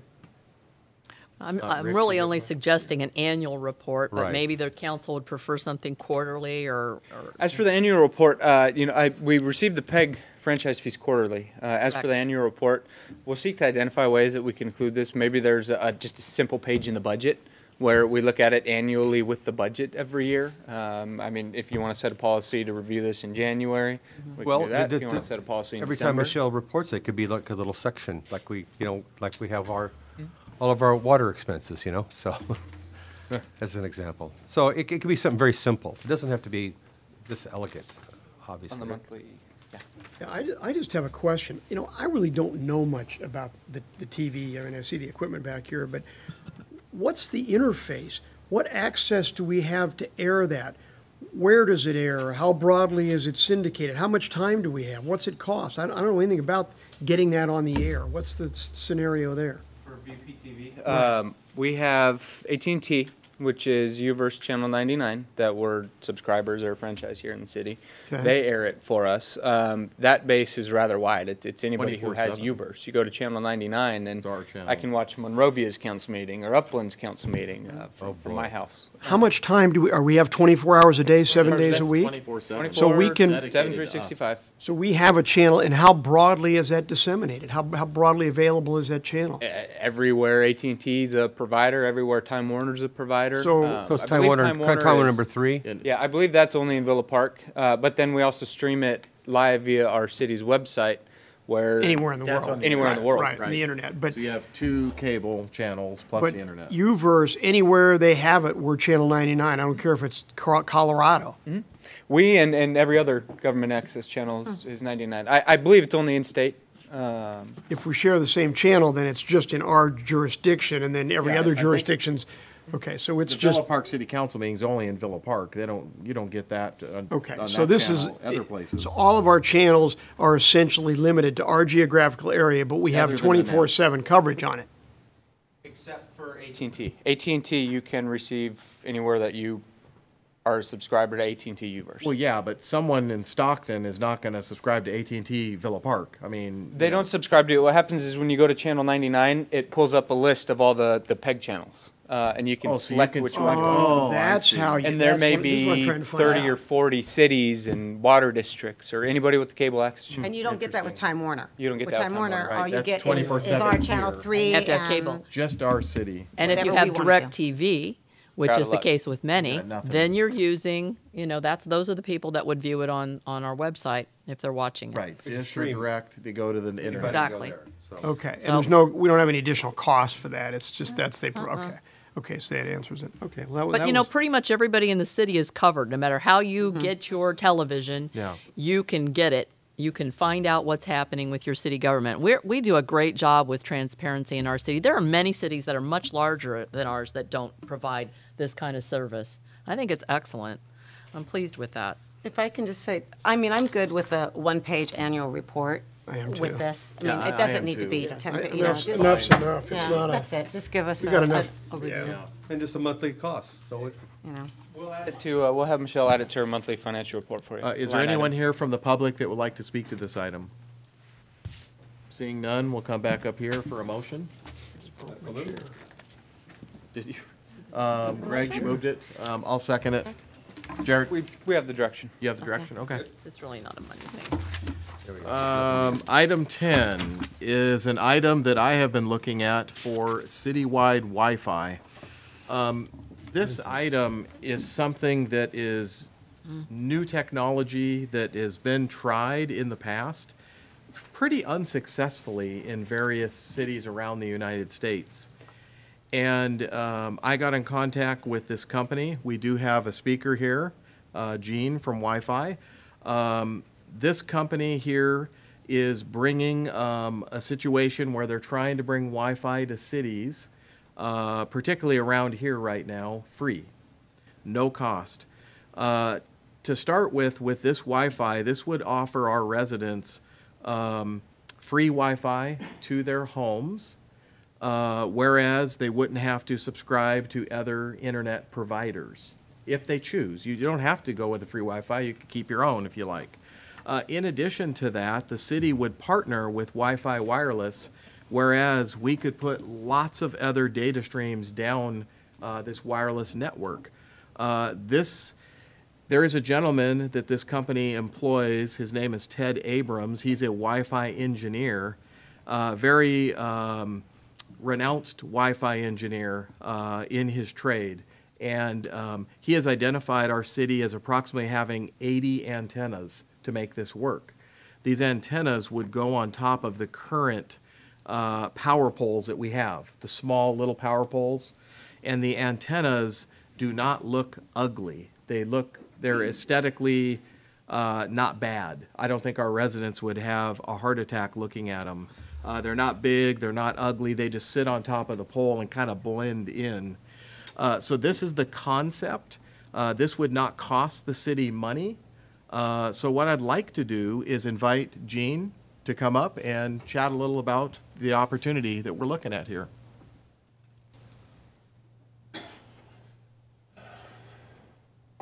Thank you, Mayor Reese, honorable council members. Our company has been campaigning throughout Orange County for the last year to a lot of the cities. We have our presentation out to about 28 cities as of now. And we've been amending different issues that Mayor Brad Reese has had over at least the last 6 months. And we've addressed them. We met with Jared once, and the first big issue, and this was before the summer, was aesthetically speaking that Villa Park didn't want bad-looking antennas everywhere. So we, got some artists to do some renderings. We talked to our engineer. Ted Abrams was with SpectraSite for 10 years. He was the chief engineer they sold to American Tower, which is one of the largest companies, and then he was with Tower Co. So he's very seasoned. I've known him for over a decade because I've been in communications for 30 years. And we were able to get him on board. And this program, a year ago when I decided, the way to do it is to go into an entire city and make them your partner, and don't try to get them to pay for anything, and don't try to, figure out how they're going to have to pay for this, whether it works or not. I had a vision of looking at each city overlapping into the other cities throughout a whole county. And I knew it was a big picture. But I also knew that the larger companies who are mentioned here tonight are spending hundreds of millions of dollars going in and just setting up under an FCC rule. When you talk about the big government, Washington's already decided that if you don't want to make a deal to let them in and get the permits the proper way, they don't need your permission. They can just come on in and use the public domain utility poles and set up shop, and that's what a lot of them have done. A lot of the city council members throughout Orange County and a lot of the mayors are very disgruntled because they did come in, they set up, they didn't get permission, They offered services to the community, and they weren't really good quality services. They did hotspots here and there, but it wasn't a blanket network. And we realized that there was an opportunity because they had already alienated the community and they didn't engineer it right. And so we got together with our engineers and we said, who should we partner with and how can we do this right? And they have come up with a solution. It's not a cheap solution, but if we're not asking the city to contribute financially and they get to participate on an equity basis, I didn't see an issue with that. And we knew that if we were the first company to create a model city, partnering with a city, that it would catch on. And so we got to this juncture here because every other city said, show me and I'm in. If you build it, we'll come. We'll do it. But we can't afford another political fiasco where the city outlays money, you come on in and you abandon the network. Earthlink went into Anaheim and there's still antennas over there and they just went home. They gave up. And there were a lot of reasons for it. It was years ago. The equipment wasn't the same. The FCC didn't offer as many Wi-Fi open source networks as they did. And it wasn't really engineered. It was about a lot of big companies trying to sell equipment and get it out. And if it didn't work, you know, they went home. So we are here now. We have tentative commitments from about 20 cities in Orange County. And Villa Park happens to be the smallest area city in Orange County, so therefore it's probably one of the easiest cities to engineer and to perfect the system so that it works everywhere. It doesn't just work at the park, it doesn't just work at the library, it works everywhere. And so we have negotiated with two very large partners, Ericsson and Cisco. They're very interested in finalizing within the next 10 days. We've been working with them for like 3 months. We're dealing on the corporate level with vice presidents. We're dealing with the decision makers. And they want to be one of the partners in this program that we put together called Wi-Fi My City. And we've presented it you know, to your members. They've had it. I don't know if they've disseminated it electronically to the rest. This is all new to the council tonight, Okay, Gene. great. So we have that available. Have a last name? Curcio. I'm sorry, spell that. C-U-R-C-I-O. Thank you. Gene is the chairman of Wi-Fi Wireless. So how would you affect this over the whole city? I mean, you talked about, we don't have a lot of areas that have no poles at all. Would you have to We've already, from a satellite, engineered your city. Okay. Our engineers have. Okay. So we already know where we want to put them. We made some renderings, which we delivered to Mayor Reese, that we would cover the antenna, and we can basically paint anything you want on it. What I'm saying is a lot of areas of the city don't have any poles at all. I understand that, but And we, of course, on the poles themselves, you have to get permission from the Southern California Edison. yes, we've already got permits from Edison. They know what we're doing. So each city, we file the permits that we have that are standard permits. And, you know, part of that FCC rule that came out of Washington meant Edison had to comply. One of the other things that we did, because we knew that when we got this going and we did prove the concept that you can Wi-Fi a whole city, what if we got 100 cities? You know, and we knew that the partners we were talking to, that the money wouldn't be an issue. The reason we're offering free Wi-Fi service is it's going to be basic. They're going to get it. Where we benefit as a partnership, where the city gets 20% of the revenues, is all of the ancillary upgrades that people are going to want. When you let them in for free because they live in your zip code, you got the video streaming, you've got the app store.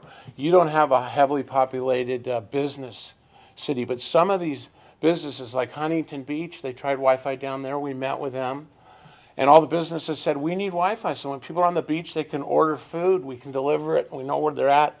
All of those businesses can be marketing their goods, which they pay taxes in that city on, through the app store.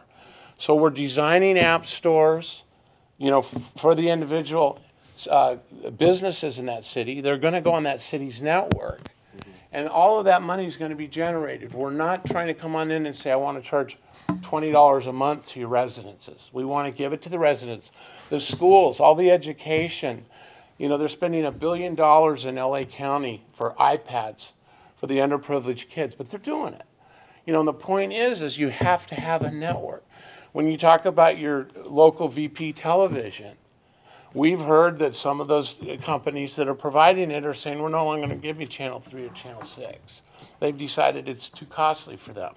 By having your own Wi-Fi network, you produce your own VP television.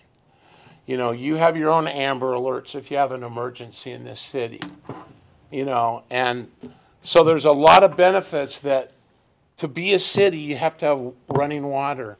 You have to have drainage. You have to have garbage collecting. You're going to have Wi-Fi. You're going to have to become part of the communication community, not only in Orange County, but in the state and the nation and worldwide. What's basic service in your... The basic service is they get online. Okay, but at what speed? Well, one of the things that we're doing is we're going to put 10 megabyte pipe to every one of the antennas. We realize that one of the reasons is you can't build a total wireless. We don't need to run trenches and all that. We just need to run a Cat5 fiber from each pole, one of the 80 poles, and it's going to go to an interconnect. Every city has hundreds of interconnects where your cable goes and your phones go. When you order phone service for a business or your house, they send a guy out and he runs it to the box in the street, and they're all there. It isn't individually somebody's network. It's a meet-me network. When the cities were built, they were put in as offsites. So were the sewers, so were the water, and they're there. And we have just as much right to go in and run that fiber to those meet-me boxes, and then you're done. Once you hit the network, you're gone. It's light speed. So when you talk about all these high speeds that everybody are saying and video streaming and buffering, it has nothing to do with the wireless signal. It has to do with the equipment you're using, from the switches to the smartphones. The reason everything got faster was because the phones got faster. The chips speeded things up. They learned how to buffer, packetize, and compress. So when it gets to the network, it's the speed of light, and then it has to hit a switch. Those switches have all been upgraded. We have a network now, we spent 150 grand on it. We can handle 5 million users. So it was the technology of the machines, it's not the speed of the network. When they say 4G, LTE, it's a marketing ploy. 4G doesn't mean gigabytes or anything, it means the fourth generation of that product. LTE means long-term evolution. I don't know what engineer, including ours, is going to tell you what the definition of long-term evolution is. It's a marketing guy. Yeah. It's a marketing tool. So when they say 4G LTE, what are you going to do when the fifth generation comes out? Say fifth generation long-term evolution? All of the speed has to do with the equipment that is constantly being upgraded due to the competition in the marketplace. So once you have your wireless network in, it's a delivery system. All of the things that people are going to now want on their mobile machines, their video streaming, their television, their school books, your emergency services, it'll be in. And it'll be upgraded with the new equipment and the new services that are being put on the servers and the switches. You don't have to update the air or the, you know. I have a question here. Yes. There's certain, and I'm gonna tone down the technology end of it just Sure. for those of us in the cheap seats. All right. There are certain areas in Villa Park where you can't have AT&T UVerse. Okay. So you cannot use their internet. So is there going to be areas where we wouldn't be able to use your internet? I'm just going to call it that to make it simple. And in addition to that, what you're saying is that everyone here who has their Time Warner and UVerse, we would only have to pay for our TV portion and not our internet portion? If you wanted to. If I wanted to. If you wanted to. We're not. No, I understand. No, I understand that. If you like your doctor, you're going to lose them. Okay, I'm I understand here to say we're adding a network, and one of the things that we realized was A, the cities weren't going to be bilked out of any more money by the guys wanting to use it as their wireless network. B, we had to deliver a system that worked everywhere in the city. So when you hear 80 antennas, no, we're not coming in with 80 cell towers. We're coming in with 80 things that are going to go on the top. Where you confused me, though, is you said that there's a 20% revenue back to the city, and, Yes. I got lost as to Well, where you that haven't seen revenue. the paperwork and Well, in a sentence, where's that revenue coming from? I'm not paying for it. Our it's 6,000 people coming live from the here. people who have the basic service for free that say, I want to rent a movie. I want to download an album. Okay, I so I'm wanna going to buy- rent a movie from Netflix, and Netflix is going to come to us because we own the network. Netflix is making deals Okay. with Time Warner and AT&T. all right, so you have to have those services. Are those services that you have in place now? No, but we've contacted the people, and we can't Now I deliver understand. those services until we build your network. So I we're willing to understand now. gamble with our money and our technology. It's a pipeline, and you can put lots of things I down the wasn't, pipeline. the circle wasn't closing. Yeah. I got it now. So once it's in, Took me a little while. yes. Okay. A few years ago, maybe about 5 years ago, we had another plan from another company similar to yours that was going to give us free Wi-Fi, and we were going to be the test Town site center here. only. Yes. Yeah, okay. Yes. No, go ahead. I was just laying it all out. In our town center, and we had an antenna on our roof, and we just took that off. Which is on the side of the building now. And I Put heard it on the was side of the building, so we just unsightly. took that off now. So, Unsightly. are you? Yeah, it was Plus, it didn't unsightly. work. Let's just get to Well, that it never did work, Yeah, and they just properly. kind of disappeared off the planet, and it was just kind of a waste of time. And well, I think you see where I'm going I with know that. this is the story I've been hearing for a year. Okay. So is there going to be a master antenna somewhere, or is it just simply these 20 antennas and your It's 80 excuse antennas. me, 80 And they're antennas, going to be fibered and your fiber optic runs down the pole to the connect box. to the connect box, Yeah. and then that runs And into it goes each right to the individual internet, home. to our servers, which aren't located You here. got a Cat 5 down there. Yeah, we got a Cat 5. that And- we're and so- It's the okay. same as wiring 80 homes up in Villa Park. No different. If I was to order phone service for 80 houses, it's the same thing. People, Another question. You said you Yes. have 20 it's tentative agreements with 20 cities in Orange County. Which cities are those? we can send a list over. Can you name one or two? Yeah, Huntington Beach, Los Alamitos. Stanton wants us back. They didn't understand the program. We had to refine it. Anaheim. I can go down a list. I can Okay. give you a whole list. So you have Westminster. tentative agreements with them. Yeah, because they politically, and you just said it, you had an unsightly antenna. They abandoned the project and it didn't work. So how am I going to come on in?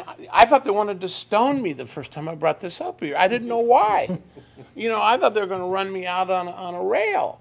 And after I got involved and I spent some time and they figured, oh, this guy's not just coming in to pitch his story and leave. We've been here a year. We went to the ACCOC. And we went to their wireless committee, and I know the chairman of the wireless committee because he used to work for Ted Abrams, my CTO. So I've been in this business for 30 years. I've built a lot of companies.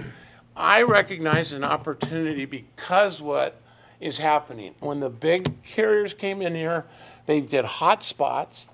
They didn't want to overspend, and if it didn't work, they left. It's all about the accountant saying it's not working. We knew that if we could be the first city, whoever it was, to where everybody could come and say, it works, look at it, then the rest of the cities will say, I want you. LA County, we've been talking to for 6 months. Okay, and they all of a sudden come out when they get a new mayor and they say, we need $10 billion. We're going to do all of LA. Well, that's crazy. But the point is they realize that your community has to have it. It's another part of running a community nowadays. It's communications. And so we knew that if we put together a business model that worked and we let everybody have the basic service for free, then they'd pay whatever for their upgrades. We can give VoIP phone service. We have a VoIP network. For the kids, you don't have to spend $100 a month for your kid to have a phone. If they live here, they shouldn't be calling outside Orange County. They get phone service. So we're going to get it from the upgraded ancillary products, not from the basic service. And that was the whole idea. And our partners and us will pay to bring in the network. And we will give you 20% of the revenues as we hope they grow from year to year. Now, Villa Park doesn't have all of the businesses to generate the larger money in some of the other communities. But Villa Park is part of Orange County, and we want the whole county to be Wi-Fi, and it's the perfect model city because you're 2 miles square.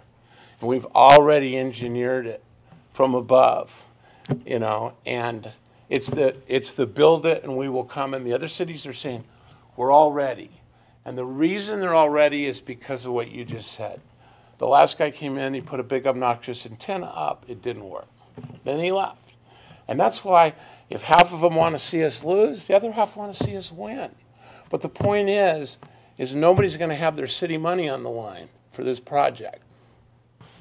What happens when you put your infrastructure into the city Yes. and it doesn't work? Are you going to take it down, or are we going to be stuck with it? Well, we're going to spend close to $2 million. So I don't think we're going to abandon $2 million.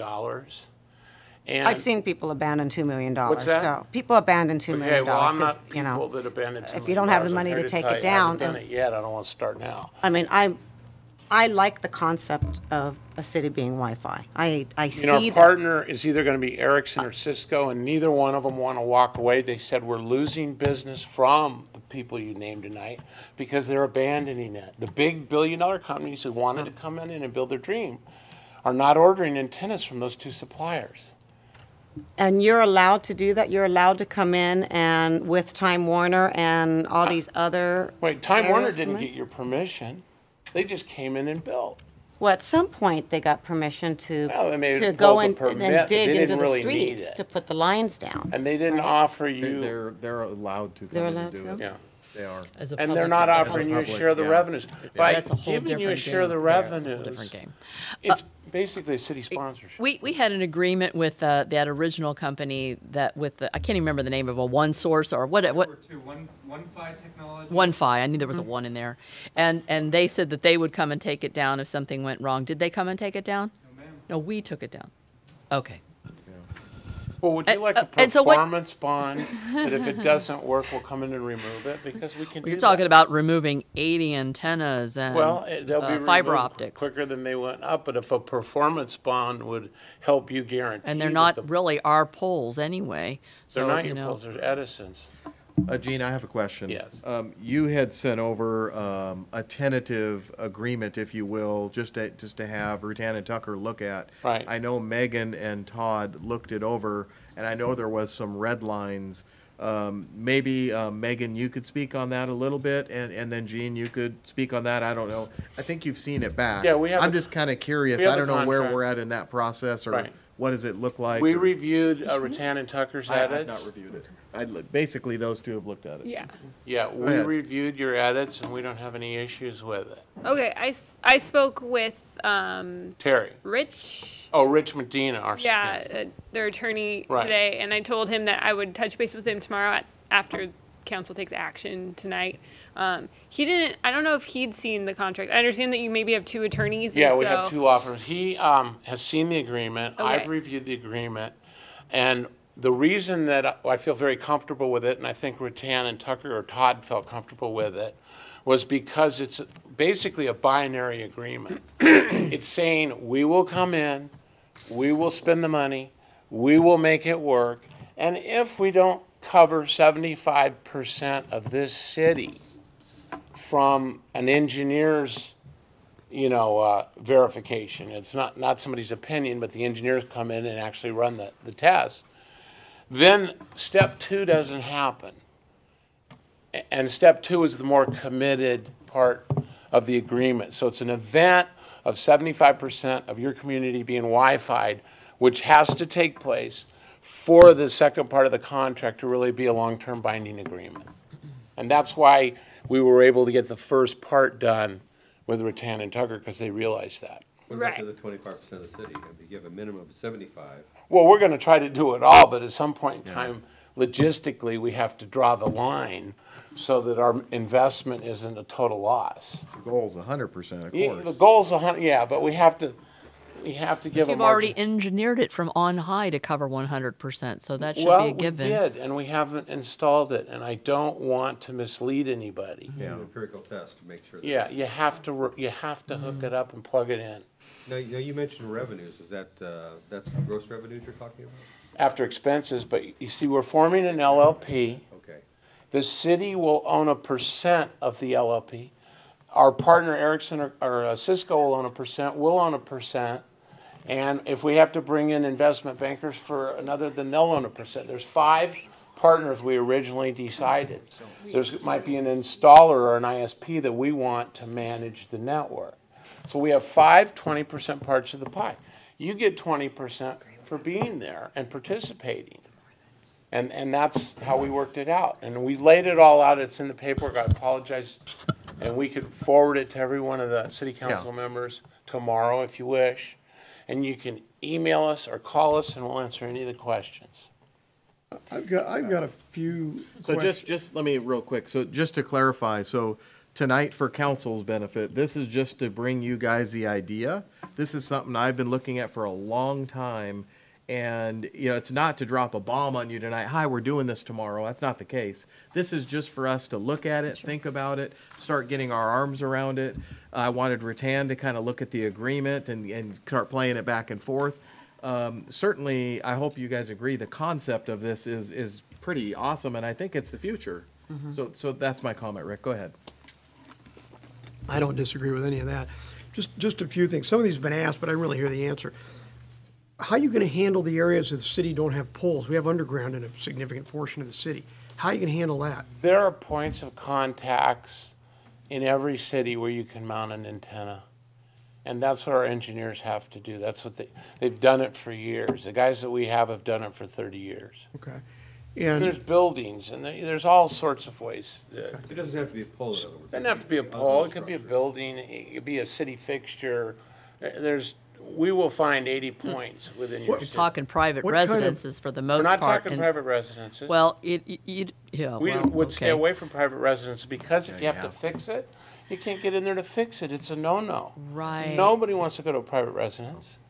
Well, okay. We don't want anything to do I'm with just, private when I residence. look at our city, and you're talking about city fixtures, that there just aren't that many. We either We have. don't have lighting, we don't have poles. We don't have those, I mean, yes, in some cities that would be But potentially, you don't want Wi-Fi because we can't engineer it?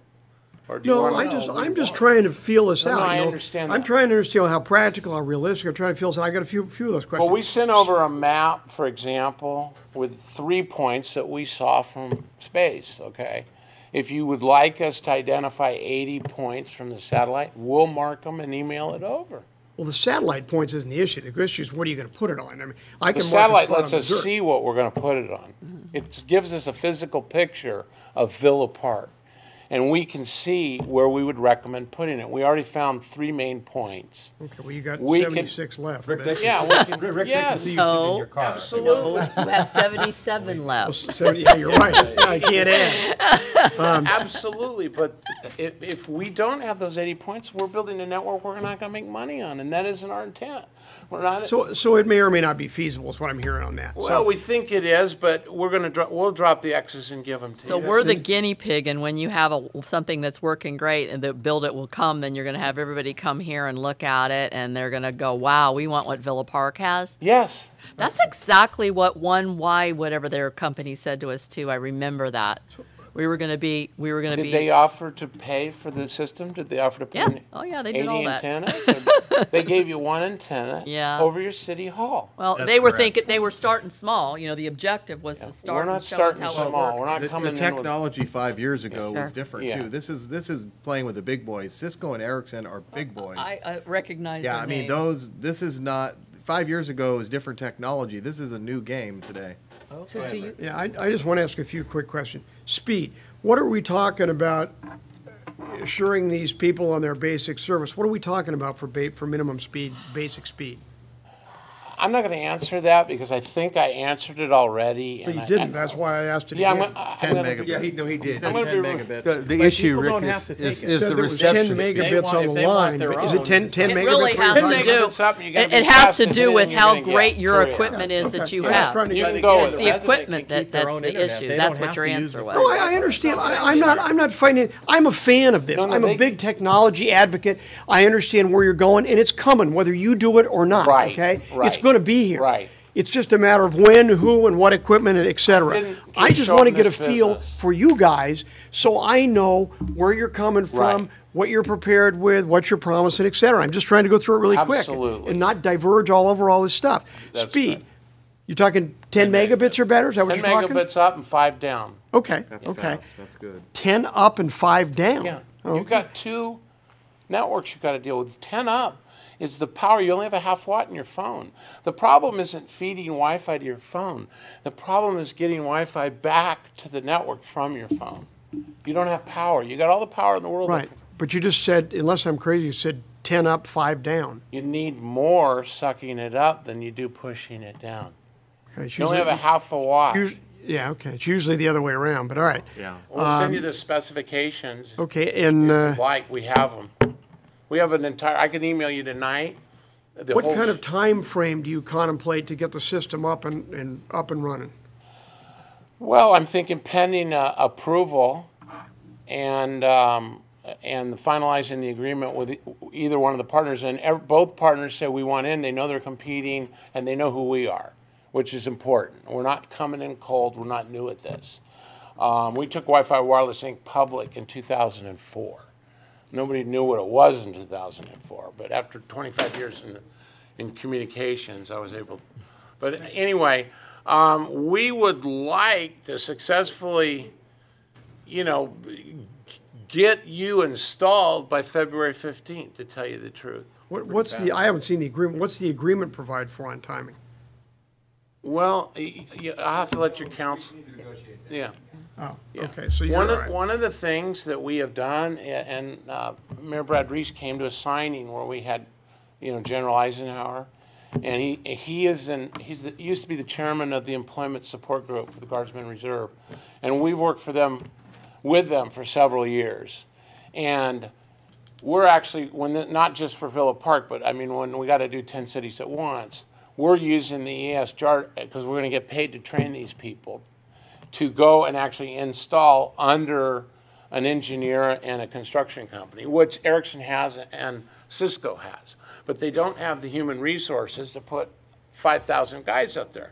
The Employment Support Group for the Guardsmen Reserve, which I signed a deal with 2 months ago at the Los Alamitos Air Base, has that capability. So we've been planning on all the issues that you're addressing for a year now. So you're talking about 90 days? Yeah, talking about 90 days, we can do 2 square miles. We can do 80 antennas in 90 days. Okay. It'd be like putting 80 phone lines in 80 houses in 90 days. Do you have any, no cities have done this yet? We'd be the, we're You'd be the guinea first pig? city that would have wall-to-wall coverage, given my 25% tolerance that I'm asking for, but And yes. do you think you have the ability to provide a performance bond? Yeah, oh, absolutely, yes. No, I don't think Cisco, Ericsson, there are partners in the deal, of course. Okay. Yeah, we know what a performance bond is, and we definitely. Well, you're going to want this to work because this is going to be a great ad for you, right? You're going to really want We're this. filming this. I'm going to have it aired tonight on our Okay, website. good. Well, it would be good to get the material that. Yeah, definitely. That we have since. Do you have we didn't know do you till have today. a first article of this antenna with you? Do you have one in the Yeah. car or? Sure. Do you have a- The antennas I look like didn't they're about bring this an tall, antenna right? with me, but we haven't. If I'd known, I would have brought them. We had one up on the Why don't city you, stand. where's those pictures, Gene, you have? Yeah, I brought Pass these. those up These here. were just to cover. Just which as I'll an leave and I can idea. email. These were just because. I kind of like the brown colored one, not the blue one. Yeah. Like that one, Greg, is the one that I think probably Jared? looked the Just make best. it gold. Do you want He- to he forward even it, or do painted you a want bird on Terry one to of 'em. forward? I think the all brown of them? one would match the pole as best. I don't- They possibly. haven't seen I the think it depends where you entire put 'em. presentation, which is like You 200 wouldn't see the pages. I don't want to inside like bombard in them, that but picture. I honestly It'd be don't even more think I've like seen the that other one. okay. Why don't, before I leave, if you could give me their emails, Absolutely. I'll have them all forwed Kinda by what I tomorrow or would. tonight even. that. Just So- Do you have It sounds do you like have we're a at least printed copy? interested- Because I don't want to print it There's at a home. whole heck of a lot more information that looks needs like to it be does. provided. Sure. Including some sort of Oh, proof you're that funny. Ericsson and Cisco are your partners? Oh, They're absolutely. Both partners? No, no, Yeah, no, I'd no, love no, to- no. One of the partners, they're competing. It's just Oh, so neither one of them is actually your partner yet? Never see. No, we haven't chosen them. We are working. You're gonna on- choose We'll have them. the contract probably done by next week. They both agreed that they could get it done before Thanksgiving. And it's up to us to decide You could do which blue partner we're gonna choose. Brown drawing. I Well, think. We See, don't what work. I'd like to do know, is it's it not sounds a like big we're at least ugly agreeable to thing. go into the next How ugly step. that is already a big deal. Yeah, it's, The next step is contingent upon Cisco or Ericsson. It's It's not a big contingent deal. upon, Really isn't. verifying that they do have Edison's approval to use their poles. You don't put it Contingent upon a performance bond, an agreement which we'd still need to negotiate. Pat, do you have any comment? Actually, I think that the rest of the council needs to be provided with The rest of the Heck of a information. lot. before we do yeah. anything. Yeah. Ericsson, Cisco doesn't matter. We need to Right. Yeah. But need we to have get that. that. We've had it for months. Okay, We but will I get don't it. have it, so if You someone will could have it. someone could print it and put it in my in basket so I could read it, that'd be We need a great. term sheet. We need a bullet, we need a We bullet have- point. We deal. have all that. Yeah, that's what we need.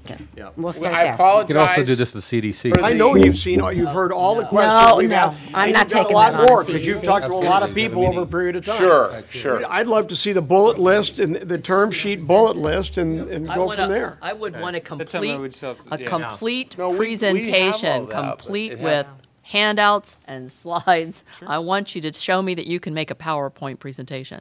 We have one. You have a projector? kidding, I'm I got a just flash drive with a I car. actually do want to see that. Brad, I was we're expecting, interested. We quite just frankly, want- that's sort of what I was exactly. expecting. No, I agree. apologize. Well, we you have know, it. I didn't come Again, here- I've been vetting this for quite a while because I didn't want to bring it to council until I felt fairly comfortable with it. And after spending the time that I've spent on this, I thought tonight was a good night to introduce it. So by no means are we hoping you guys are going to say, yeah, let's do it tomorrow, no matter what it says. That's not the case. This is an introduction. Now Gene can start giving us the paperwork. I think I'm sensing we're all in agreement. It sounds like a great idea. It is the future. So I think the next step is for you, Gene, to send some materials over for all of us and continue the dialogue with Rattan and Tucker going back and forth. Right. We would like to see the agreement and continue the process. Yeah. Can I ask you, Mr. Mayor, you said for quite some time, what does that mean in your mind? How long have we been doing this? 5-6 months? Yeah. 5 or 6 months? Yeah, long And- time. And how did this come to your attention? This came to my attention from Mayor Shaver from Stanton. I've been friends with him for a long time, and so he introduced me to the idea, and that's how it came. Okay, David Shaver. I know who he is. I have an ulterior motive for That's this. how I'll I be sure with became you. aware of it. I, for a while, have wanted some security cameras up in the city, and frankly, the problem has been the infrastructure cost of getting the data link. If you blanket Wi-Fi the city, I can get those cameras taken care of, and I'm good. And- Especially if I flash. And you can get them on your phone 24/7. Yeah, I don't All want of- that. I just want the Yeah, security. all of if these we have a issues problem. we have been through and through and usually through. the pipe, but then And you one can- of the things that we didn't want to do is push to where somebody exploded in panic. And that's why it's taken a year. So every time we had a meeting with the city council members or people that were in charge of Wi-Fi that blew up, they all had a request and a problem. And so in this documentation that we're going to send, are addressing every one of those 20 cities, the issues that they had.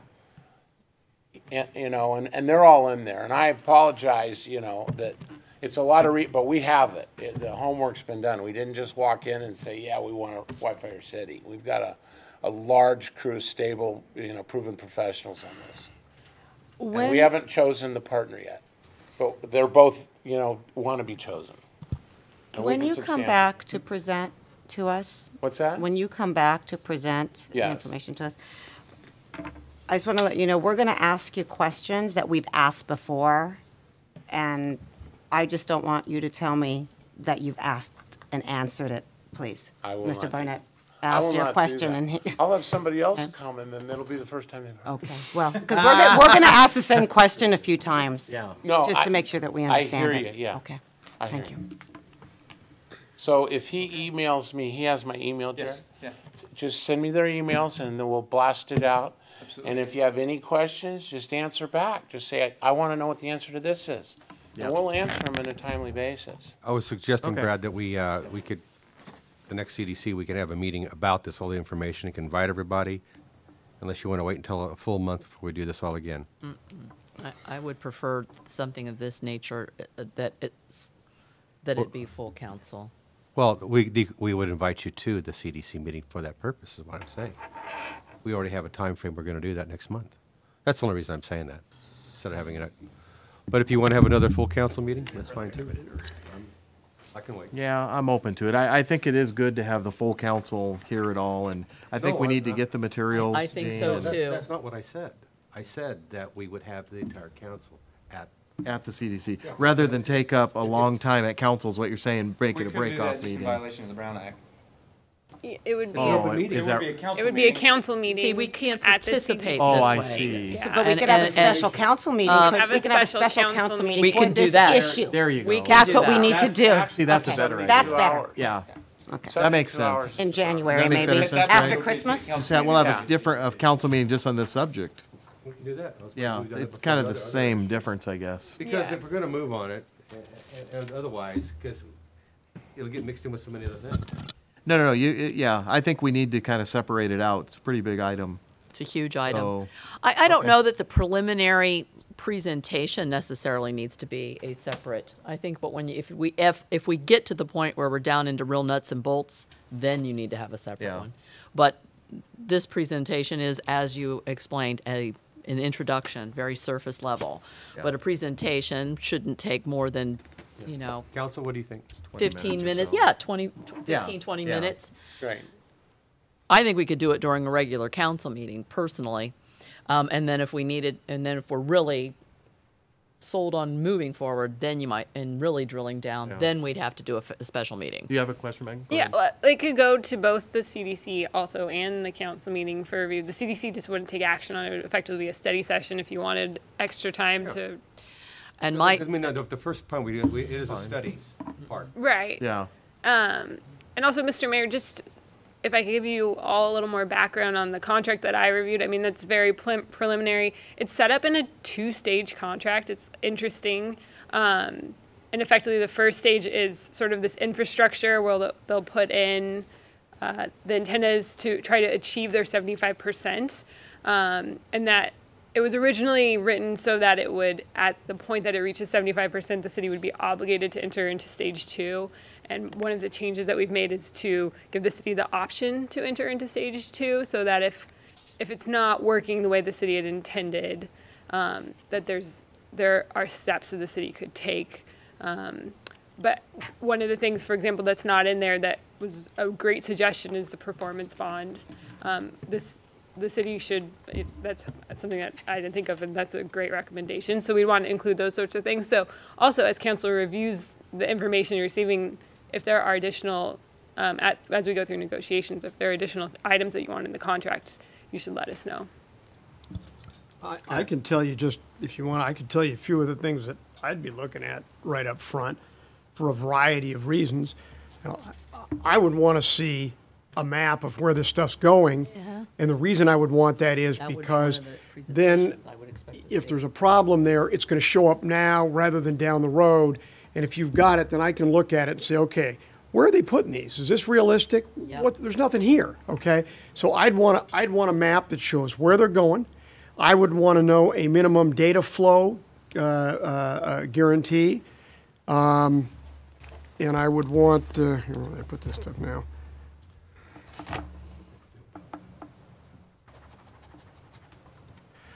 A completion date and some assurance that a performance bond would be available. Though, just right off the cuff, those would be four things I would be looking at really quick. And if you could satisfy those four, then I'd get real serious real fast. Very good. Yeah, very good. If I leave these and you want to just ping my email, okay? Yeah, thank you, Jane. Sure. Then as soon as I get it, I'll forward it to our COO and we'll get them out to you. Okay, I love the idea. great. Yeah, it's awesome. I know what you want. We already have it. And I'm not gonna arm wrestle you on it. I'll take the deal. Yeah, I just Right. need to see it. Yeah. Okay, thank you, Gene. Thank you. Thank you. Is there Councilman. anyone here in the public who'd like to speak to this item? Pat?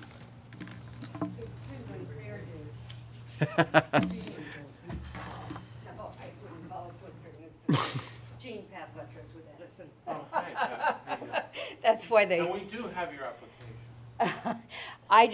I would have a couple of concerns about the polls only. There's two things that came to my mind when you say you want a map of where it is. Edison needs to see that map too.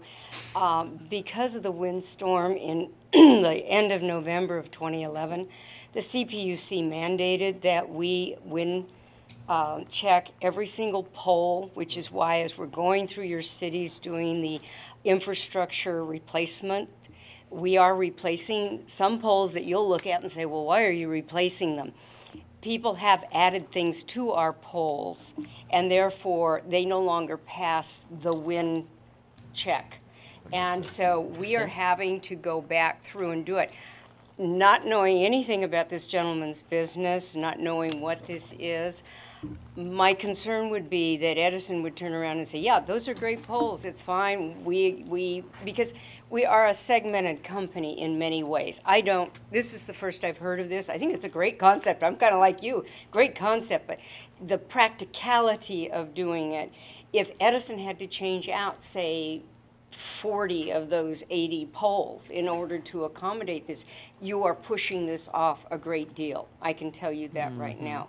So that would be a concern that sitting here as a representative from Edison that ran through my mind. And the other is we have a lot of regulations on us about people getting on our polls when our power is energized. So I'd be very concerned, since I know this is going to go on the tops of the polls, would we have to have considerable number of outages? Again, those are a 6-week planning stage so that we notify people that they're about to get power off for, 4 hours or 6 hours. So those are thoughts that came to me. It's unfair to Jean for me to be standing here saying this when I haven't even had a conversation with the gentleman. But I bring those up because I know from practicality that we are having to look at those issues. So I would be very interested in seeing his entire presentation, and I know you will be asking some really intelligent questions. But when you say you wanted a map that shows, I would want you to have a map that Edison has also seen and been able to vet. Okay? Thank you. Great points, Pat. Thank you very much. Pat. Yeah, I've been reading articles in the paper about how the utilities, as things have been added to the poles, the structural integrity of the poles have become an issue. Well, it makes sense. I mean, the wind's going to hit them harder the more stuff you put on them. Well, and I probably shouldn't be sitting in the audience talking.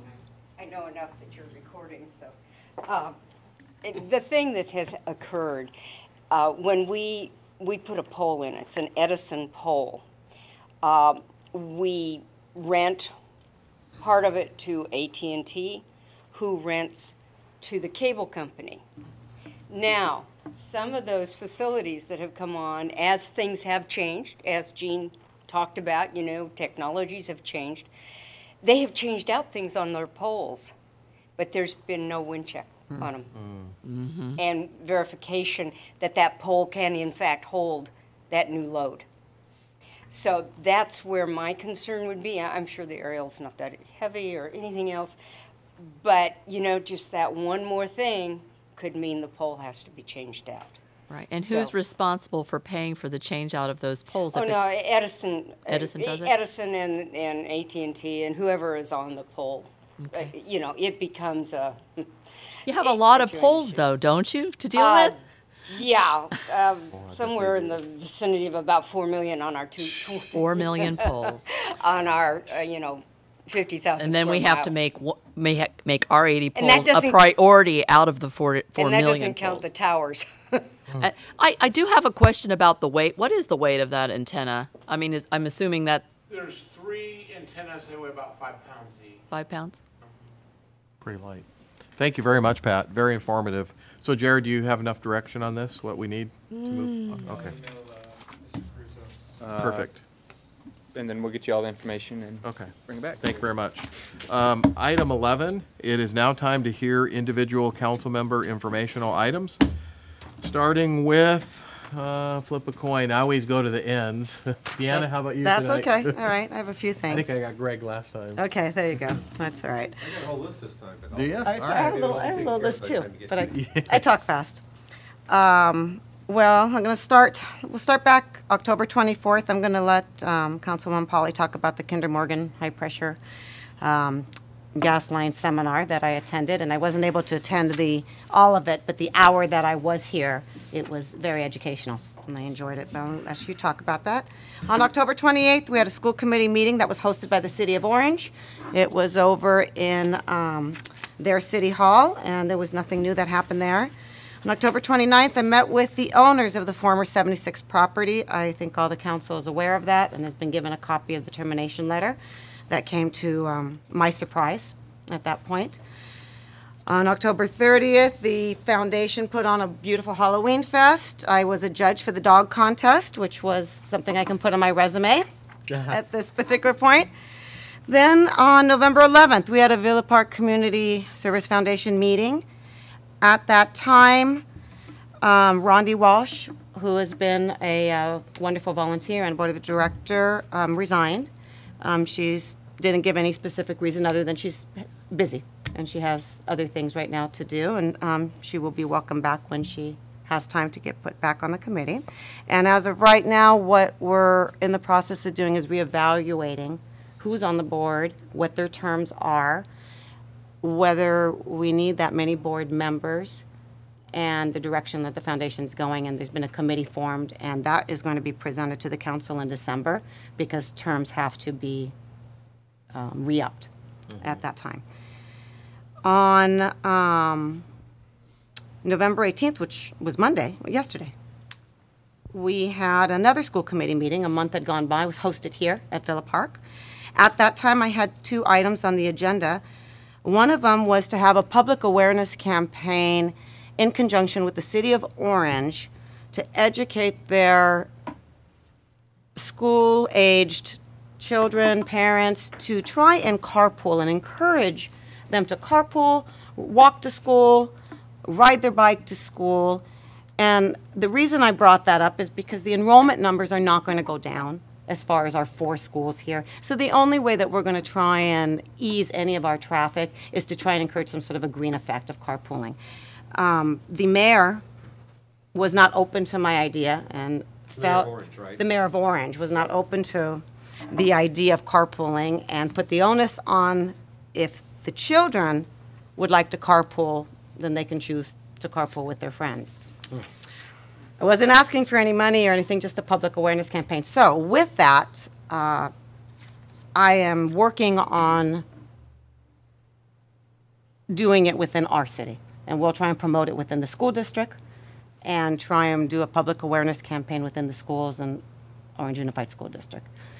The other question that I did ask them, and this is more for informational purposes, if and when the Rio Santiago property is going to be built, I asked them what the host schools are going to be, and the host schools will be El Medina, Santiago, and Linda Vista, as of right now, unless the lines are changed, which they can be changed, but at least initially, that's where the host schools are going to be. The other issue, and I'm only bringing it to council, I don't know if you're aware of it, is there were 2 ordinances that were brought by the Orange County Board of Supervisors that were not passed and they've been delayed. And one of them was, it's been called the Megan's Law website for vicious dogs. And that concerns the city of Villa Park because anybody who is under the control of the Orange County Animal Control would have to subscribe to this particular ordinance. And what that would be is if we ever had a vicious dog bite in the city, that dog would have to be registered on this website where people could look up a zip code, as with the Megan's Law website, to see where that particular dog lived. And Villa Park falls under that. That was brought on, and that has now been tabled because they need to have a definition of what is vicious. That was Todd Spitzer's, yeah, that was, I Correct. Got a kick out of that. And the other one is also, it's called the social ordinance issue. And this is important because what the Orange County Board of Supervisors wants to do is put, and I may get the language wrong, but put adults, they're going to get fined a misdemeanor if you find a minor child drinking at their home. And it's a way of curbing minor underage drinking, and it's another way of doing that. And Villa Park would fall under that ordinance. We would not be able to decide upon that ourselves. That would actually be put on us. This also was tabled because there were issues of privacy and things that needed to be addressed. But I wanted to bring this to your attention if anyone wants to send an email, put their opinion in, because those are two things that no one came and asked us, as far as I know, about. And they were brought forward. And they will were brought impact us. forward, and no one sent me an email. I saw it in a newsletter that got sent to my email address. Was the second one, the drinking, was that Todd's as well? Yep. Yes. He's having. Yes, and both of them are specific to our city. So it's very important we Very read those much so. newsletters that come Very out, much because there's so. things being passed. I think Almost. the privacy issue on the one is the worst, because it basically allows, when we're covered by the sheriff's department, them to just come in if they suspect. I mean, they can look through the window, and if they see somebody drinking a glass of wine that appears to be underage, I mean, it doesn't. It's a lot of that- misdemeanor, and a $750 first-time violation is what he originally Well. brought in. There are 5 members of the board of supervisors, so. That's it. Thank you very much. Okay. Rick? Well, you know, it's getting late, and that was a really short meeting, and I haven't done anything that warrants burning a bunch of time, so I just have one little question I ask of Jared, because I just thought of it. How are we doing on the lighting, and what do you think the timing is for the lighting on that sign on Santiago and, Taft. Taft? no, Taft? No? Check with Dr. Begins Walker, with an who M. knows the Oh, dates. meats. Meats, yeah. No, it's not. Taft. It's Taft. It's Taft. Taft. We don't have a sign at. Not yet. There's. Oh, not that's one. right, no, we're not gonna do one, high you're school. right, I'm Right. sorry, you're right, yeah, it's getting, yeah, how we doing That it? section's controlled by the city of Orange, so we have to process an application through them. Right. In order to access their streets and the traffic signal loops. Akram's working on that one. Are we getting any, I kinda knew that, where are we getting, any No, I'll timing? follow up with him. Maybe we ought to talk to the homeowner or something. That sign's really nothing without the light. It just, okay, that's all I had. Okay, thank you, Rick. Real quick, on 10/24, we had the pipeline meeting. I guess I'll let you chat about that, Deborah, as to Okey-doke. not belabor it. Of course, we had the Halloween Fest on the 30th. Great job to all who ran that. It was fun as always. Really a fun event. I did not have a board of directors for sanitation district because it is tomorrow night, because we're a week early on council. On the 11/14, I had the city selection meeting, which I went to as far as through the Orange County supervisors, various people, they have posts they have to fill. So I went to that and voted for our city. And today we had the Serrano Water Tour, which Deanna, myself, Deborah, and Greg attended. I know Rick was unavailable to attend that today. Just an awesome tour, and much more appreciation for the quality of water after seeing all that. It was very interesting. I'm done. Deborah? Wow, that really is fast. Okay. I said We're going home. Yeah, I'm tired. I am. I will talk about the high-pressure pipeline briefing. I've got a couple of important things to say about it. Number one, it was very well attended. Number two, we had requested this quite a number of years ago. I think back to 2010, 2011, we started requesting it, and we're basically told that it couldn't be done. And that's really what got a lot of people more concerned, like they were being secretive about what was happening. So the thing I'd like to say, first of all, is to Jared, thank you for following through and putting it together. I think it put a lot of people's minds at ease. I think some of the highlights that I will talk about is just, first of all, how extensive their system is to inspect and maintain that pipeline. There is they have a lot of internal flow monitoring that would flag any leaks. They talked a lot about what was pushed through there, refined petroleum, that it starts up at the LA Basin refineries and pushes all the way down south. It carries a combination of gas, diesel, jet fuel that heads down that direction. Things that I think are important for the community to know is that the Orange County Control Center, it's all of Southern California's pipeline is centralized right through there, and there's a phone number, 714-560-4411 that you can call, that anyone can call if they have problems. The terminal is manned 24/7. The company has 80,000 miles of pipeline, and they have an economic motivation to keep it safe, because when it blows, they pay for it big time. There are weekly aerial inspections and ground inspections. So I think many people in the community that were in attendance felt a lot more comfortable with knowing that it was being properly maintained.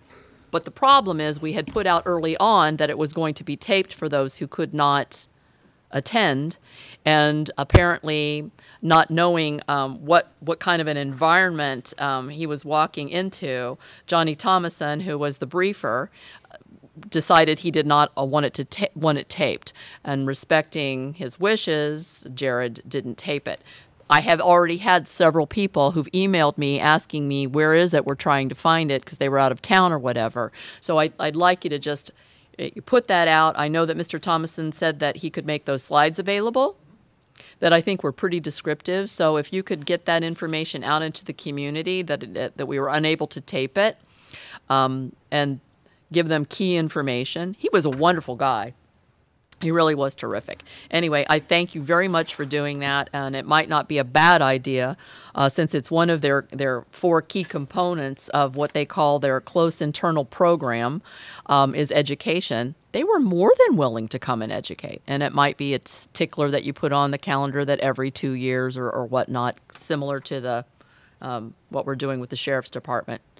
People come, people go, and it's good to let people be aware. On October 26th, I went to a Faith and Government Forum, and I heard Dr. John Eastman talk quite a bit about what's happening with concentration of powers and some of the, he's a constitutional expert, as many people know, of national recognition, and it was an outstanding briefing. If anybody's interested in hearing more about that, I'll be glad to talk with you about it, because I think it's important what's happening with our Constitution right now, and we need to protect it. And really, our government, our council, and our county and our state are really the first lines of defense of ensuring that what's happening at the federal government, as they seek to control more and more and more of our lives, doesn't happen. And sometimes we're ceding that responsibility. We have to just say no. Just say no. We have the right to do that. We have the authority to do that. And I think that's the key takeaway from that. I stopped by the October 30th Halloween Fest once again, one of the best events that we have in this city. Julia Peterson and her team deserve huge props. I don't know what we ever do for them, but it's probably not enough.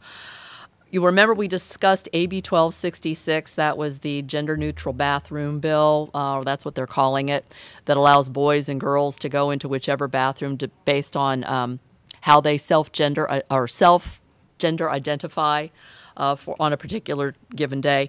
And we've been circulating in petitions throughout the state, more than 100,000 more than what was necessary was turned in, and they're currently going through the process at each of the respective county registrar of voters offices to qualify those, but you will more than likely see that on the ballot probably in November. I did want to talk a little bit about this. I was invited, and I was actually very honored to attend a private lunch with Senator Ted Cruz. He happened to be in town when he was taping The Tonight Show up in Burbank, and about a dozen of us were invited to have lunch with him. And he was talking about what was happening at the federal level, and quite frankly, the rift that's occurring between what I would call traditional conservatives and those who are not.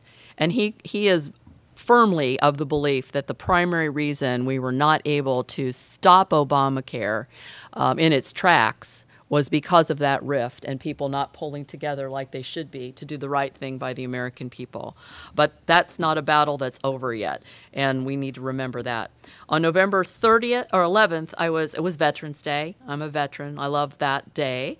And I was out with a bunch of other veterans at Huntington Beach at a car show. It was a Veterans Day car show put on to benefit Vision to Victory.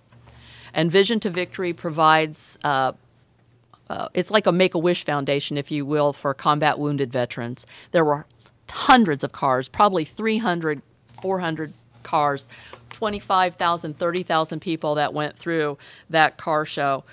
And if you're interested at all in a good organization to support, I would think Vision to Victory would be one of those. I know that we have a lot of people that like to support our military, and just meeting those guys and the strength that they exhibit after what they've been through was terrific. But I was also very honored as the Air Force veteran that was on site to be able to award the trophy for that branch of the service. And the guy that I didn't actually select the car. A friend who was with me manning the political booth is a big Chevelle fan. This was a blue Chevelle. It was a 1970 Chevelle, and it was blue, which meant it could win the Air Force Award as far as I was concerned. But the guy bought this car in February of 1970, brand spanking new, off of a car lot in Brea when he came back from the Vietnam War. And I just thought, that is, first of all, just an amazing story. He still had that car, and I'm telling you, it was absolutely gorgeous. So I was really honored to get to give him that award. And then that night, I got to listen to Steve Jackson, who teaches the Constitution at Calvary Chapel Bible College. He does an abbreviated version of that. It's called Shredding the Constitution. It talks about the 13 primary principles and what about the Constitution contributes to American exceptionalism. And he has agreed to come to, not Villa Park, but we're going to do it at Covenant Presbyterian Church in their sanctuary on January 18th. And I'm going to make sure you all get an invitation because it's foundational to our country, and it's great for young people to get a chance to hear this. So you'll hear more about that. A couple of last quick items. I'm sorry, I did a lot of different things. On November 13th, I completed what was an 8-session series, which was an election academy with the Orange County Registrar of Voters. It's open to anyone who wanted to sign up for it. There were probably 8 city clerks that were involved. There were people who were poll workers. There were folks who were considering being candidates. There were just average citizens who wanted to know more about the election process.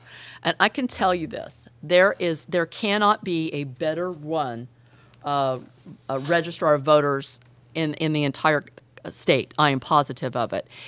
They've got a crackerjack staff. Every single element is covered to ensure that we have the integrity of the voting process, at least in Orange County, is 100% protected. I was very impressed by that. But the most interesting thing to all of you happened to be on the very last slide on the very last night out of 8 nights, and it was talking about the general election costs by location. And when the chart popped up, boy, did I see Villa Park was like sky high. We were the most expensive city to run per voter an election, $2.50 per voter, and most other cities was about half that, $1.25 per voter, and that, I suppose, is a lesson in economies of scale. And everybody looked at me because they knew I was from Villa Park. I said, yeah, we spend an awful lot. But I learned so much, and I'm really glad I attended that. I don't know if you guys went, but on November 16th, Ralph's and the Green Pear both had their open houses that they normally have, their big sales thing. Everyone in Villa Park goes to the Green Pear, I'm not kidding, on the event that she puts together. And if you haven't had a chance to go to the open house that Green Pear does to start off the holiday season, you missed a great event. Everybody's there just having a terrific time. There are other issues that I think are important to our city. I'm not going to cover those.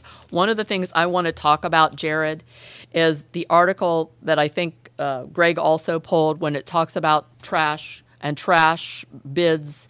And, you know, we went through this process not too long ago. It was before this new council was on. And I was so upset to see that Villa Park was at the very tippy top of the chart. And I think one of the reasons why that happens is most of what occurred was in the back room. This was before you were on as our city manager.